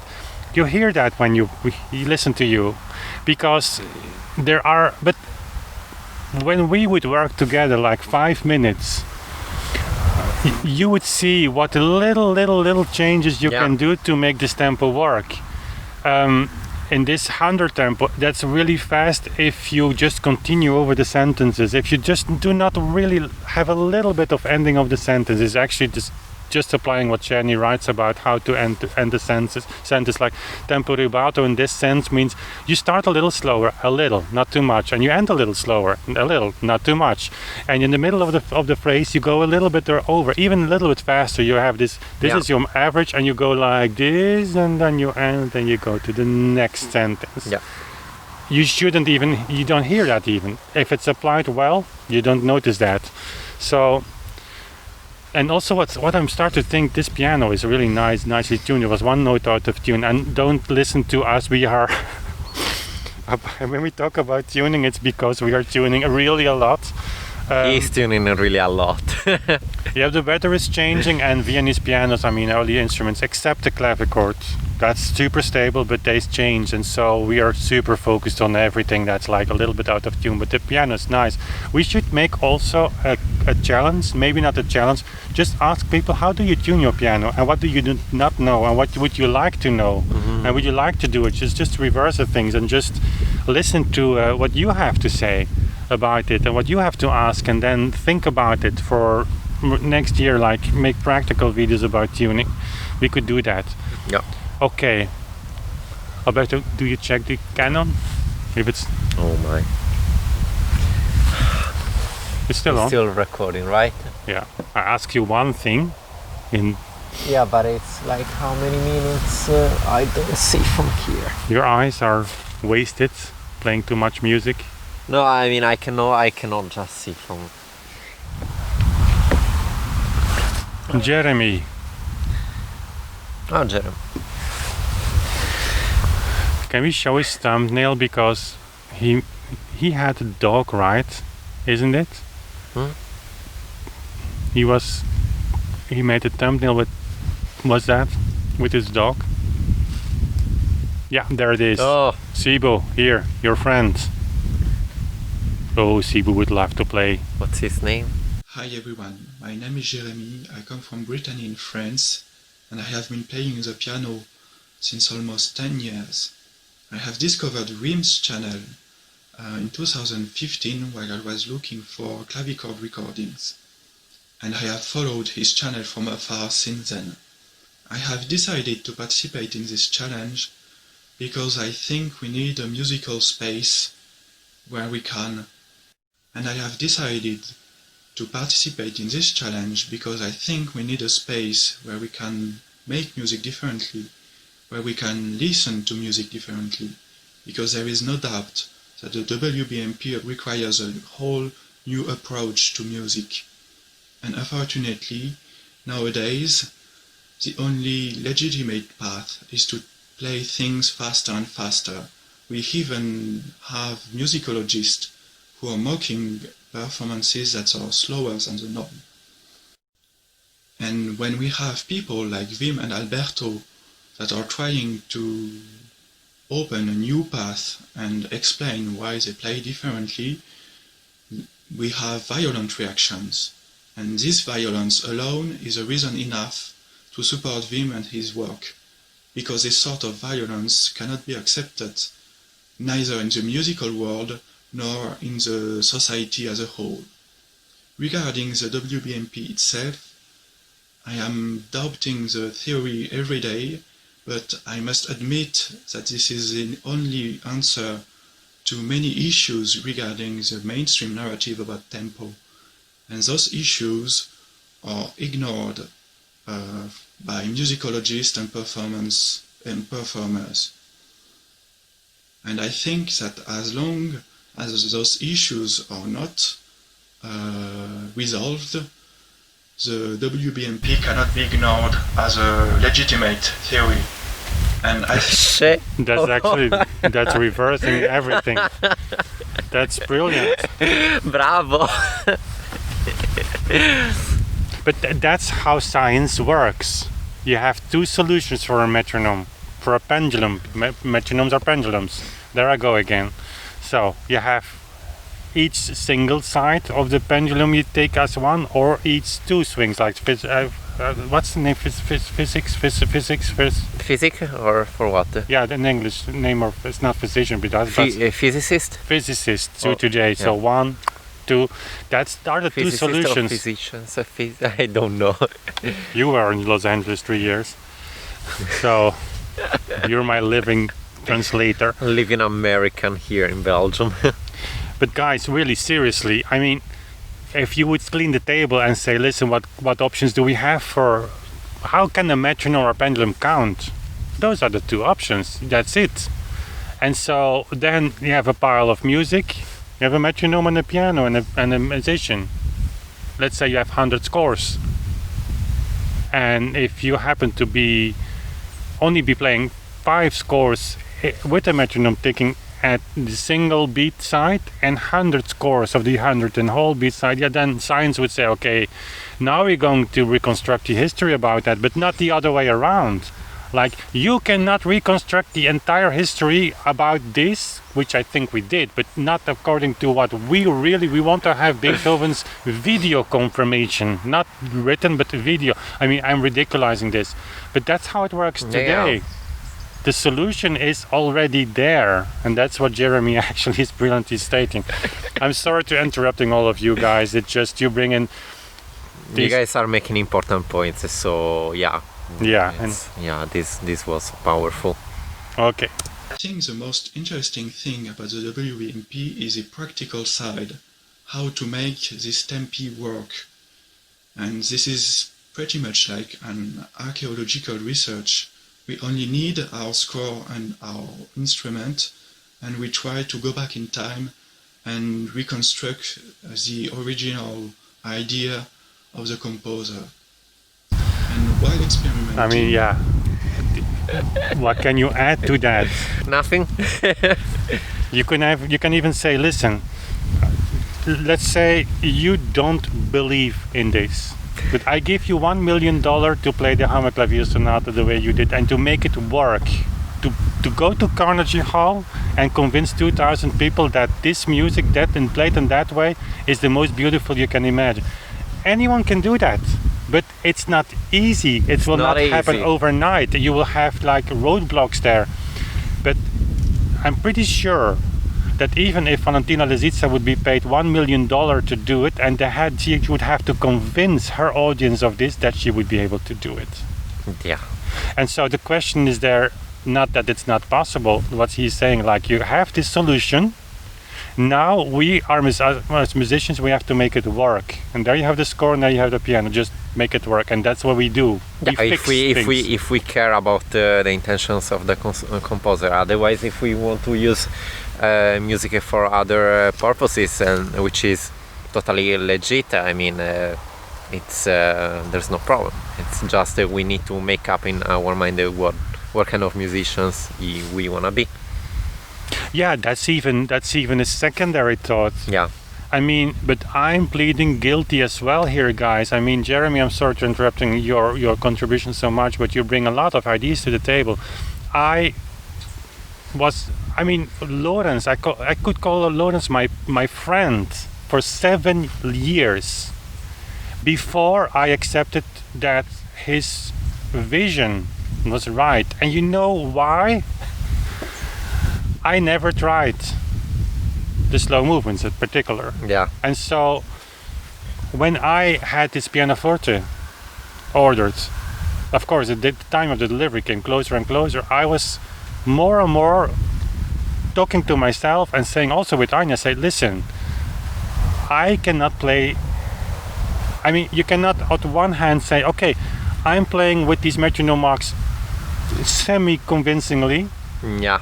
And there was Lawrence every year visiting me. He was just 10 seconds touching the slow movements, and then we experience a little bit and say, no, it doesn't work. No, it doesn't work. And suddenly, yeah, but that's true. Yeah, I understand. And don't think I'm proud to say that, but it's... No, but it's normal. I mean, many musicians say, yeah, but it doesn't work. I mean, you can be 100% sure that they never tried. And when I say try, means that you literally put yourself in front of the keys of the piano and accept that for a moment that that's the historical truth. That's the essential point. That's also what Jeremy said. First you find a solution that works, and then you're going to fix it. For me, those 7 years, I did not accept the solution to be the only one. Why? I didn't reflect on it too much. I knew everything was too fast. I came from the organ world, so I played everything a little bit slower, and the fast movements, no problem. Oh, my tempi were very close to whole beat tempi. I have been always. But Talsma was there. And he said, like, listen, there's a variable use, so I just didn't think about it anymore. And in fact, a lot of Talsma followers are actually becoming, I mean, we had John take them out one by one because they were the strongest opponents of what we are doing. Yeah. Because there's a variable use of the metronome, and then came, of course, I mean, not touching Sonnleitner and his theory that is proposed by Bernard Ruchti. I don't know if he still makes videos, but it doesn't matter. That's they don't collaborate with us because we abandoned Talsma because of Lawrence. But I was hitting my face against the wall pretty hard with that Mozart D major sonata, where I suddenly played modulus tempi and whole beat without knowing. And then I realized, listen, there is no. And then I saw the implication of it in the slow movements. And 5 minutes later, I said to Lawrence, they picked up my phone and said, Lawrence, now we have to talk again. And I have to apologize. We have it. But it's just to say, guys, that I mean, I hear you. I've been there. Yeah, because sometimes you have to actually deal with some. I mean, there are metro numbers that are actually very, very difficult. I mean, you never had that problem. I've never had that problem. When Alberto came over, I remember. I've tested you even with the slowest movements, and to my surprise, for you was like, this is pretty normal. Of course, for you, what changed is you already had this entire background of this whole beat practice given as a fact, so you didn't have to doubt. There was this, but still, for you there was not a problem. And now today, for me, I cannot even remember how I had difficulties with this tempo. Yeah, right. It's like, especially now with the symphonies, I'm thinking like, how can you think about a different tempo? How can it be different? Not only the symphonies, I mean, the Opus 27 number 1, the E flat major, will come on the channel in a few weeks. That beginning movement was for me one of the, like, how can you play that? How can you play that? I remember saying that to Lauren, and now I picked it up again. It's on my channel. One of the first clavichord recordings. You will hear it much faster. Now I did it again. I told you right away, you know what? This feels like so normal. Yeah, although there are actually metro numbers that are difficult because they are slow. For example, the second movement of the Pathétique. Yeah, that's one of the most challenging that I know. That's one of the most challenging metronome numbers. But again, you didn't struggle with it. No. It's just a different way of work. Jeremy, I'm sorry to interrupt with you. These are important points. Yeah, so that's also nature of these community videos, guys. That you're just giving your points, and we are actually inspired by it. Brainstorming on those. I'm activating you again. Here you go. I understood why Wim was so interested in metronome markings. As he said many times, all other aspects of performance practice are related to the tempo we choose, and it changed many things for me. I think the most important thing I discovered with the WBMP was the metrical feelings that Wim talks about a lot. This sort of rhythmical accentuation that gives an anchor for the listeners and performer. It gives a musical direction to the music, and it allows it to breathe.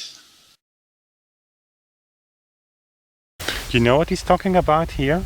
Because I didn't mention that that Jeremy, that comes from very old videos. Yeah. You know what he's talking about? No.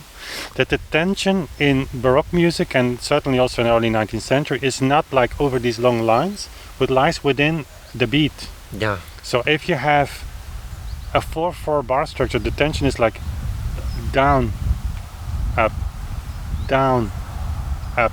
And if you know that, you don't wait for that one note at the end of the phrase to come, because that's what's speeding up. That you want to read. You want to go there. I don't feel the bow, I don't feel the tension. There is no tension there. Feel the line.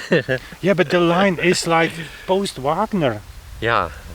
This is bomb, Chuck. And you go down, and you go up. It's all there in the schlag, in the beat.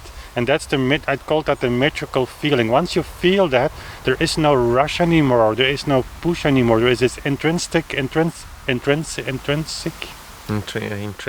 don't know, today our English is, it's fucked up. But there is this tension within the beat. And it's pretty much what we still teach to our children. We say we have strong beats and we have weak beats. We have 1, 2, 3, 4, and once you feel that, there is this little smooth connection from one note to the other. Okay, now nice points.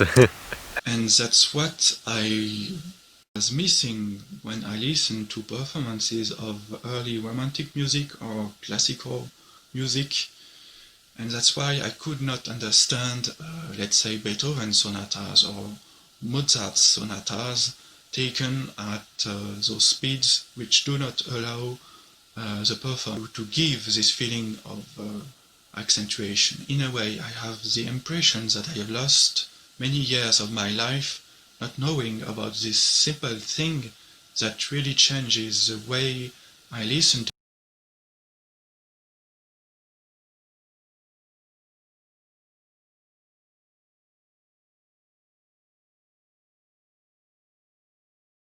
simple thing that really changes the way I listen to music and the way I am performing it. I had always the feeling that I was behind the music, that I did not know what to say, what to express. But since I know about the WBMP, I think I can really express my feelings and give a sense to the music I am playing. I really don't understand why some people seem so closed to this idea. It hurts no one, and I think everyone can learn from it, and maybe it can help us to get closer to what Beethoven or Mozart wanted. Even if it is not the truth, we can always learn things about different approaches to music. So I hope this movement will grow, and that the single beaters will try to give answers to the issues caused by their own theory. Wim and Alberto are doing their jobs. They explain why they play differently. They share their knowledge and their ideas, and I don't think we can blame them for that. it's actually ouch. If we are harder on like this guy is like he's super kind, but like he's making points after points. But it's, I mean, and 5 downvotes on his video, I mean, really? Yeah. So there is this, it's not aggression, but it's this like this passion to fight, to even go in my comment section to the pinpoints for pin comment point for the videos that my community makes. Go on those videos and downvote them. Yeah, really, that's underlying perfectly what he said, and I understand why. I mean, the principles of that will be, I will be talking about that in future videos as well. If we go on the duration, I almost used the word, but I shouldn't use it, but on the duration issue.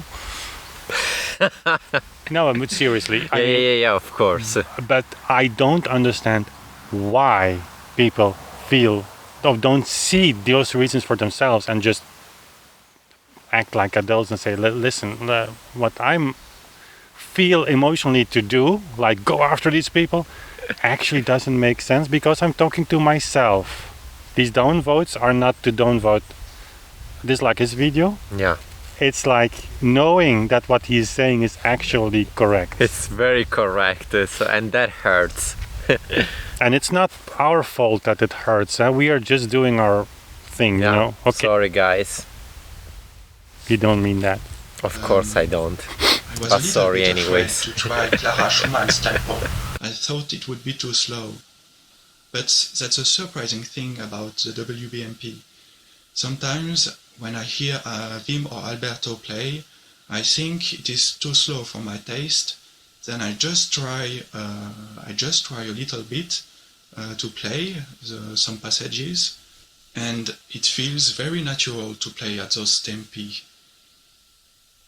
And it was the case here with the tempo from Clara Schumann. It really allows me to phrase, to use a wider dynamic range, to take time to work on the phrasings, on the dynamics, and so on. It is not an easy thing to do because it requires a lot of control, and that's the thing I struggle the most with when I'm playing piano. And it requires also to find new solutions.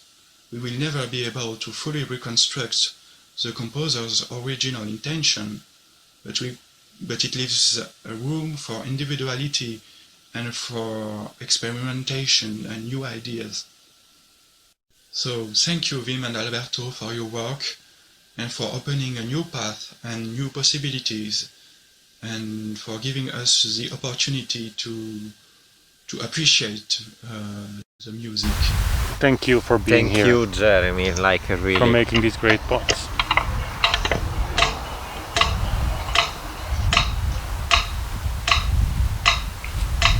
Guys, tempo given by Clara Schumann. This means Clara Schumann heard the same ticks as you just heard. Eh? That's the fascination.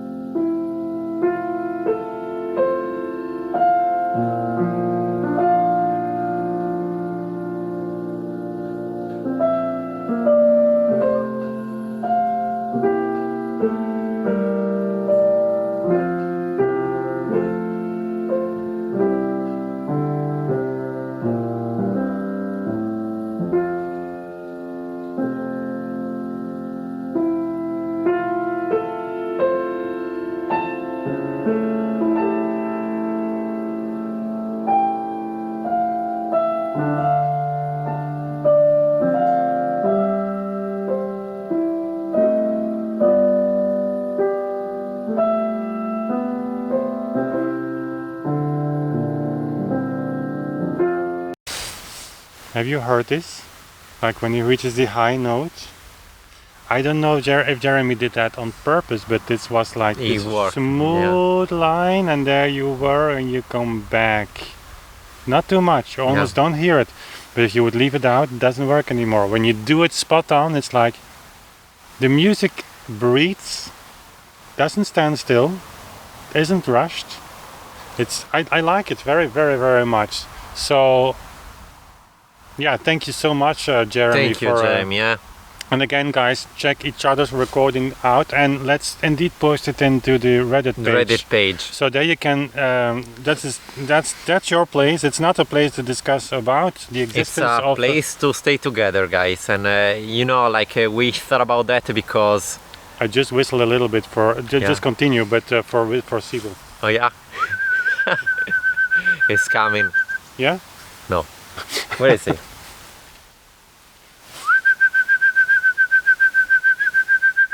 Ah, there we go. Oh, God, a complete forest in his... Come here. Anyways, guys, the Reddit page, we thought about that actually with a member of the community who's often in the chat, and the purpose is that we like spending time with you, and it's sort of a pity to just hang out 1 hour or like 45 minutes on Monday. And maybe subreddit, it's also nice to, also you guys can share things with us, you can make funny memes, and yeah, and there is I'm even not even member of my own page there. It's made by Arjun, but there is a heavy moderation, and it's not about blocking free speech. It's just creating this space where we get rid of those who just don't want to interact. It's like our exclusive club in a way. It is. I mean, and everybody is welcome, eh? Yeah, we like spending time with you, so like anything that you want to share with us, it's... Or with the community. I mean, I cannot promise to be there often, but it's a community page. Yeah. It's not a discussion page. We have the possibility to talk whenever we want there, so just join us there and yeah. By the way, you still managing your only task of this recording, like keeping an eye on the counter of the Canon? You can see from here, right? It's in the 20s now, right? Or yeah. not? It's in the 20s. It's because the phone gets disconnected. Yeah, all these excuses. That we missed. I say it again, as this night when you were recording with the cover on the microphone still on. Yeah. Yeah. You saved it. Thank you. You say I saved your life, a recording. Huh? I would have recorded it today again. Okay, there we go. Ken Nickel, that's our note performer guy, one of the note performer guys, and much more than that. Kenneth is working on some cool stuff. I will not say it now out loud, Ken. Shall I? No, I don't. No. So we are waiting for that, Ken. Looking forward to it. And there's some cool stuff on note performance waiting for us. I think Ken is making every symphony that we do also a note performance. So now the 8th is ready. 8th is ready. No, Figaro Overture is ready too. I didn't share that. Figaro. You saw that or not yet? It's on the channel. Yeah. We have it. So it's coming. It's audio only. Let's listen. Hello. My name is Ken. I'm on Vancouver Island in Canada. I'm a composition student currently working on my Royal Conservatory ARCT in Composition and Theory. I cannot believe it has been over 2 years since I subscribed to Authentic Sound. You might recognize my name from the channel because I'm the one that creates the digital reconstruction videos. I did not manage to record a video this time, but with Women Alberto's forgiveness, I'll present this audio recording. I used the metronome Mark Quarter 100, which is present in the first edition. Oh yeah. He has the same metronome as I have. Yeah. That's a coincidence. And filmed with the same kind of. On the same piano. Yeah.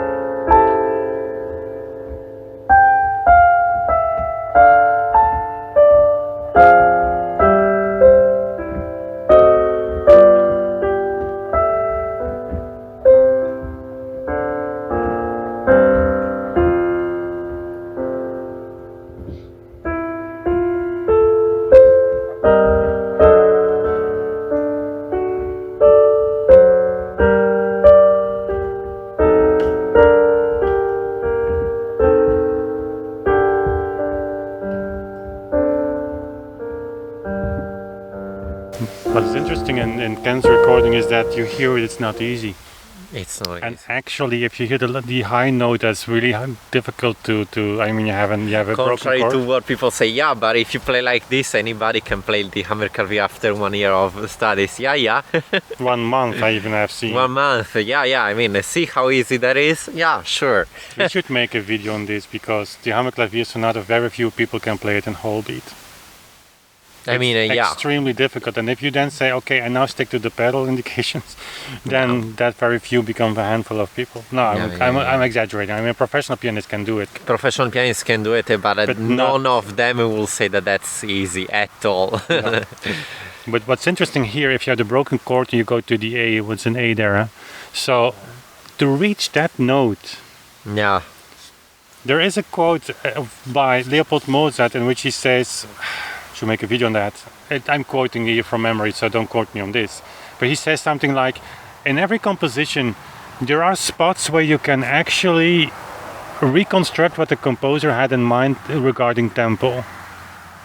And that's interesting because it makes sense. If you're a composer and you have a theme in your mind and you write it down, you have also a tempo in your mind. It's one of the first decisions you as a composer have to make. as we as musicians, that's a fundamental choice. And so, how strange is it that the entire composition is set from that mindset of that tempo, and with this high A, in this tempo of 100, you need preparation there. So, and which is in a way why I don't know. Maybe it's an idea, but Schumann might have added the double appoggiatura on the left hand just to allow you to have time for the high A. You know what I mean? think so. Yeah, So what makes sense. What Ken did was holding the tempo pretty straightforward to that note, but then you have a gap. Yeah. If you would prepare that and you see, as you say, the arpeggio as this in this bow to the A. Yeah, he prepares that agogically and also harmonically. And Jeremy did that in that way, and so also again, that's not to criticize you. It are just these elements that make it work. Yeah. It just know that. By the way, Happiness is being married to your best friend. Have you seen that next to the score? Yeah. Here. You smiling, you're laughing. You heard that from someone else as well. No, it's just like I mean. It's true. It's like he's trying to send a message to his wife, I believe. Ken, are you trying to send a message to your wife? He's happily married, I can promise you. Yeah? Yeah. There are guys that you can learn something from, you know. Ken, do you have life something? experience, people. Ken, do you have something to fix with your wife? Is that the reason why? I'm sorry for that's the Italian. He's a nice guy, but the Italian spirit is still there. Like really, Italian blood. Yeah, but don't worry, I'll convert him here in our yesterday we were talking about yesterday Nordic touch. The Nordic touch. Yeah, you missed something of the Nordic touch. Yeah, am I to blame for? I mean, I lived in Italy and California, like so. Anyways. I'm married to my best friend, if that helps. You're married to Sibo? We still want to have dinner tonight? Yeah. Quarternote 80. Quarternote 80, Brian. Who's there? Brian. Brian. He is a subscriber for a long time. He made a long statement at the beginning. Brian, you understand we're not going to play that. A little bit political, I think. I don't actually know. Probably, if you want to hear it, you can go to his video and check it out. So we're here for the music, and I mean that's why we're going to skip this a little bit. So hope you understand, because he's for a long time on our channel. Yeah. We always see you in the premieres chat. Is one of our strongest supporters. First encountered and contact women November 12, 2016. That's pretty a long time. So it's using quarter note 80 of Schumann, Clara Schumann.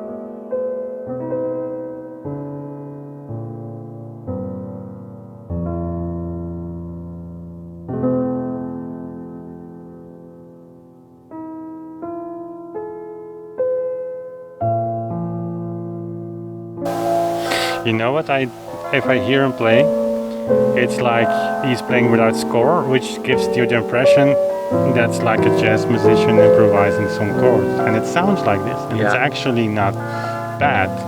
Yeah.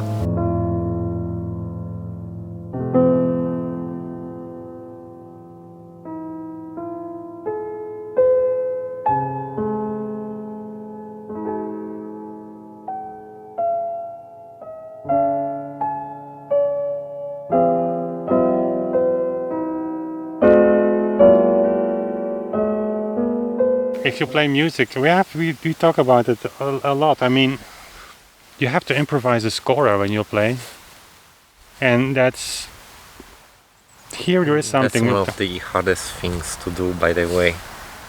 Because we are not trained to do that.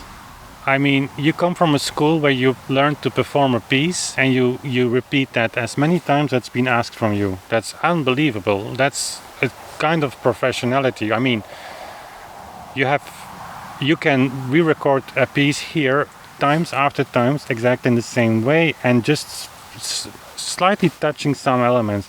For me, it's always recreating the score. It's like an event. Yeah. I would hate it to do the next day the same thing. Not that I cannot repeat it, but it's like an improvisation that's happening on the spot. You have to feel the music before you're playing it as you compose it. And yeah, that's difficult. But I think in that time where the composer still was kind of the performer of his work, it changes there a lot. That's what you want to do. Absolutely. You want to give the people the impression of what you had while composing. Yeah. And when that performer thing became something real, where performers performed music and composers composed, that was broken, and then you end up with the generations of musicians who just play music. Yeah. We are basically music boxes today. In a way, yeah. We are trained like that. Yeah.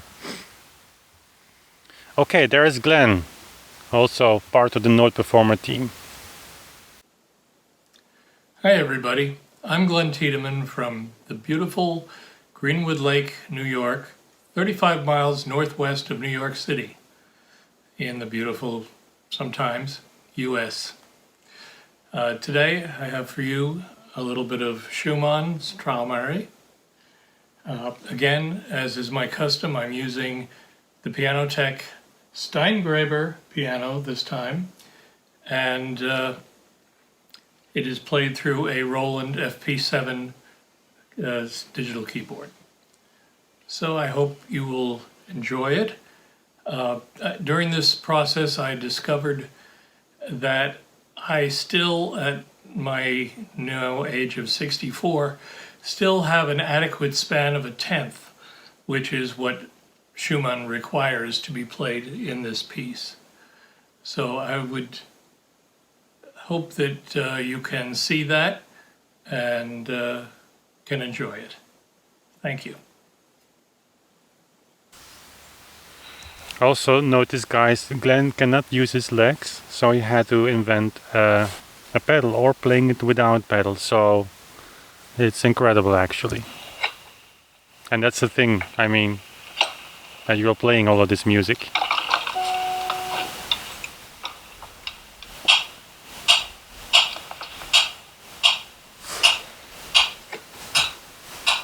Before you start, Glenn, I have to search for my dog again. He's there. Oh, there he is. Okay.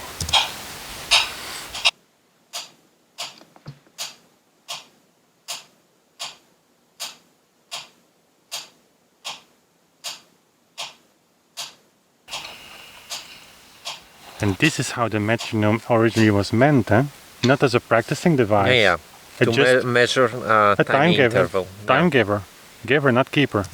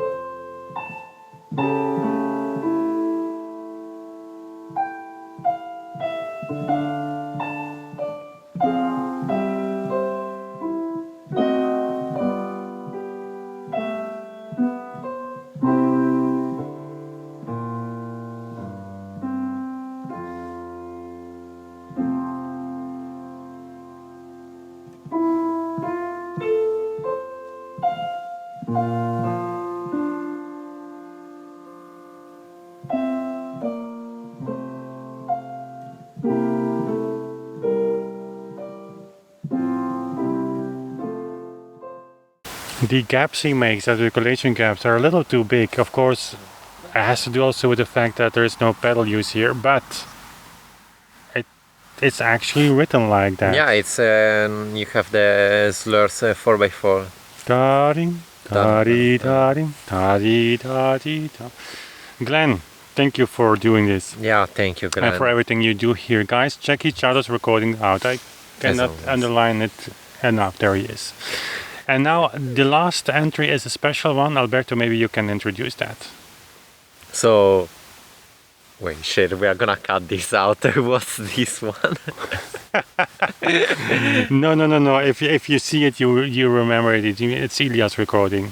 You know Ilya from that's the guy who I did the interview with. We both had an interview with Ilya in May. And you have seen that he sent in a contribution, or didn't you? Of course. Okay, but he sent. Of course, I've seen that. Yeah. I just remember right now. Yeah, it's a long time ago. I mean, and I just, of course, have prepared this. So Ilya is, well, a great pianist together with his wife, Daria, and so they contacted me for this interview. That's still on my channel. It's also on Ilya's channel, so check that out, because I think we hit there the most important points we have to make it. This interview was really, really great. Still waiting for my interview, Ilya. Yeah, you did an interview. Yeah. For about the release of the Hammer Clavier, that was the interview about. But of course, we talked about other things and my work with you. So yeah, two wonderful interviews, guys, and check this piano duo, because they are like they're incredible. They are incredible, really, and also incredible pianists. Very relaxed towards our work. Yeah, I mean, not necessarily implementing that in their playing, but that's cool. Very supportive, actually. That's cool. And so, as a way of showing some support, Ilya sent in this special recording of Schumann, but in a transcription, or how would you say that, reworked version of Mr. Rosenblatt, Dreams of Traumerei.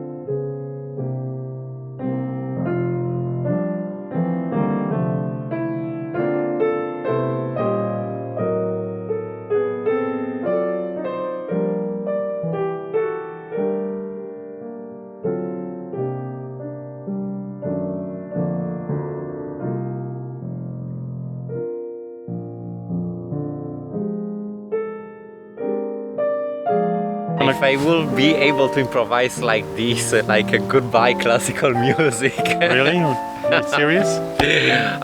You can learn that. For sure. Not then it's too late. Yeah, like you need to start doing this when you are pretty young. It's not easy at all. So what's the name of this jazz player? Benny Goodman? I have some records of him. Unbelievable. If you see that or hear that, it's like really. And what we are doing actually is, anyways, reproduction of. Yeah, it's like bringing back together something that is. I was in Amsterdam, and then we closed this video in Amsterdam when we were. At that time, in the 90s, they had a department of jazz music. They called it light music. And there was a pianist living on my floor in the student building. And we were standing in the kitchen, and we were talking about... He said, yeah, but anyways, I mean, we are just amateurs compared to you. I said, excuse me? We are studying like crazy on scales. But what you are doing like at the piano, I cannot even understand how you come up with all these chords. Yeah. You're the real musician, because they were creating that. Guys, if you want to hear the full recording of the Schumann Traumerei here in this version, you go over to Ilya's channel. The link is in the description box and the video, and so check it out because it's a beautiful channel. With subscribe to this channel also, and say hello from Authentic Sound there, so they know they're coming from here. So this was actually the end of this challenge result.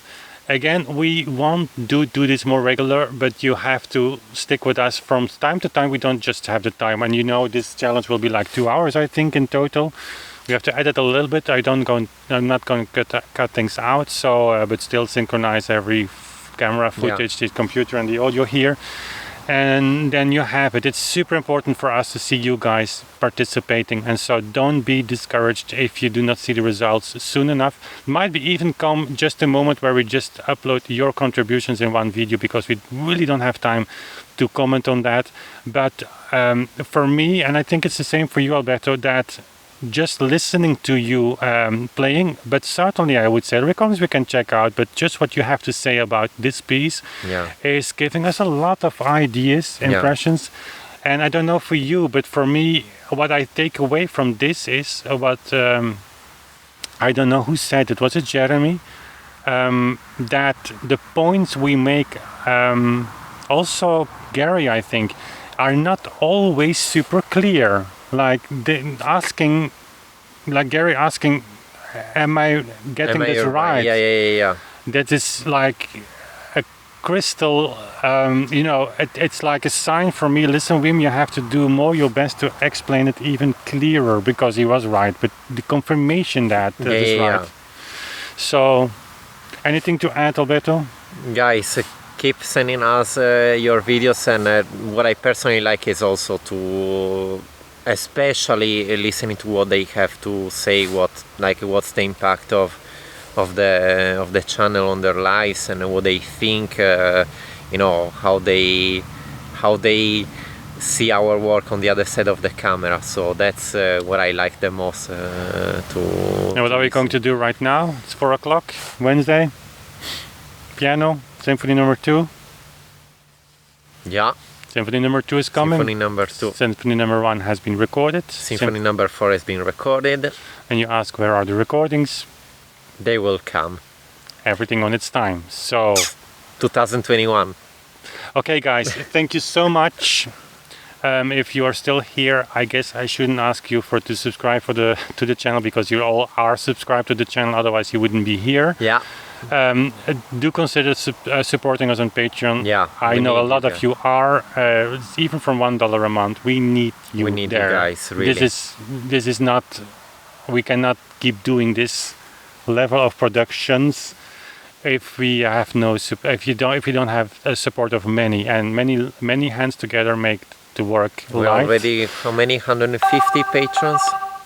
That's the batteries almost. 150 patrons already in the page. I think it's something like that, but it's pretty impressive. It's impressive, and I should make some videos on Patreon, because it is a nice community, really nice community, and there's a lot of information there that I publish that's not on YouTube. Okay, but anyways, thank you all. Thank you. If it's still time for the Merzenne video, do it, really. I know it's an effort, but do it. I cannot underline it enough. Merzenne is all you need. It will actually teach you how to think not for only yourself. Teach you, it will give you a answer. Really, yeah. It will. So you there goes my computer. You cannot be challenged with that video, guys. So just try to do the effort for yourself, because at the end we all should be able to make our point independently when we talk about this. So the computer just shut down. I hope that Streamlabs recorded our session. If not, we'll have to do some edits. We are safe. We're safe. We are safe. Computers are smart. They'll never let us down, right? You never know. Guys, stay safe, and we'll talk to each other soon again. Bye. Sibo, hier, rappen. There he comes.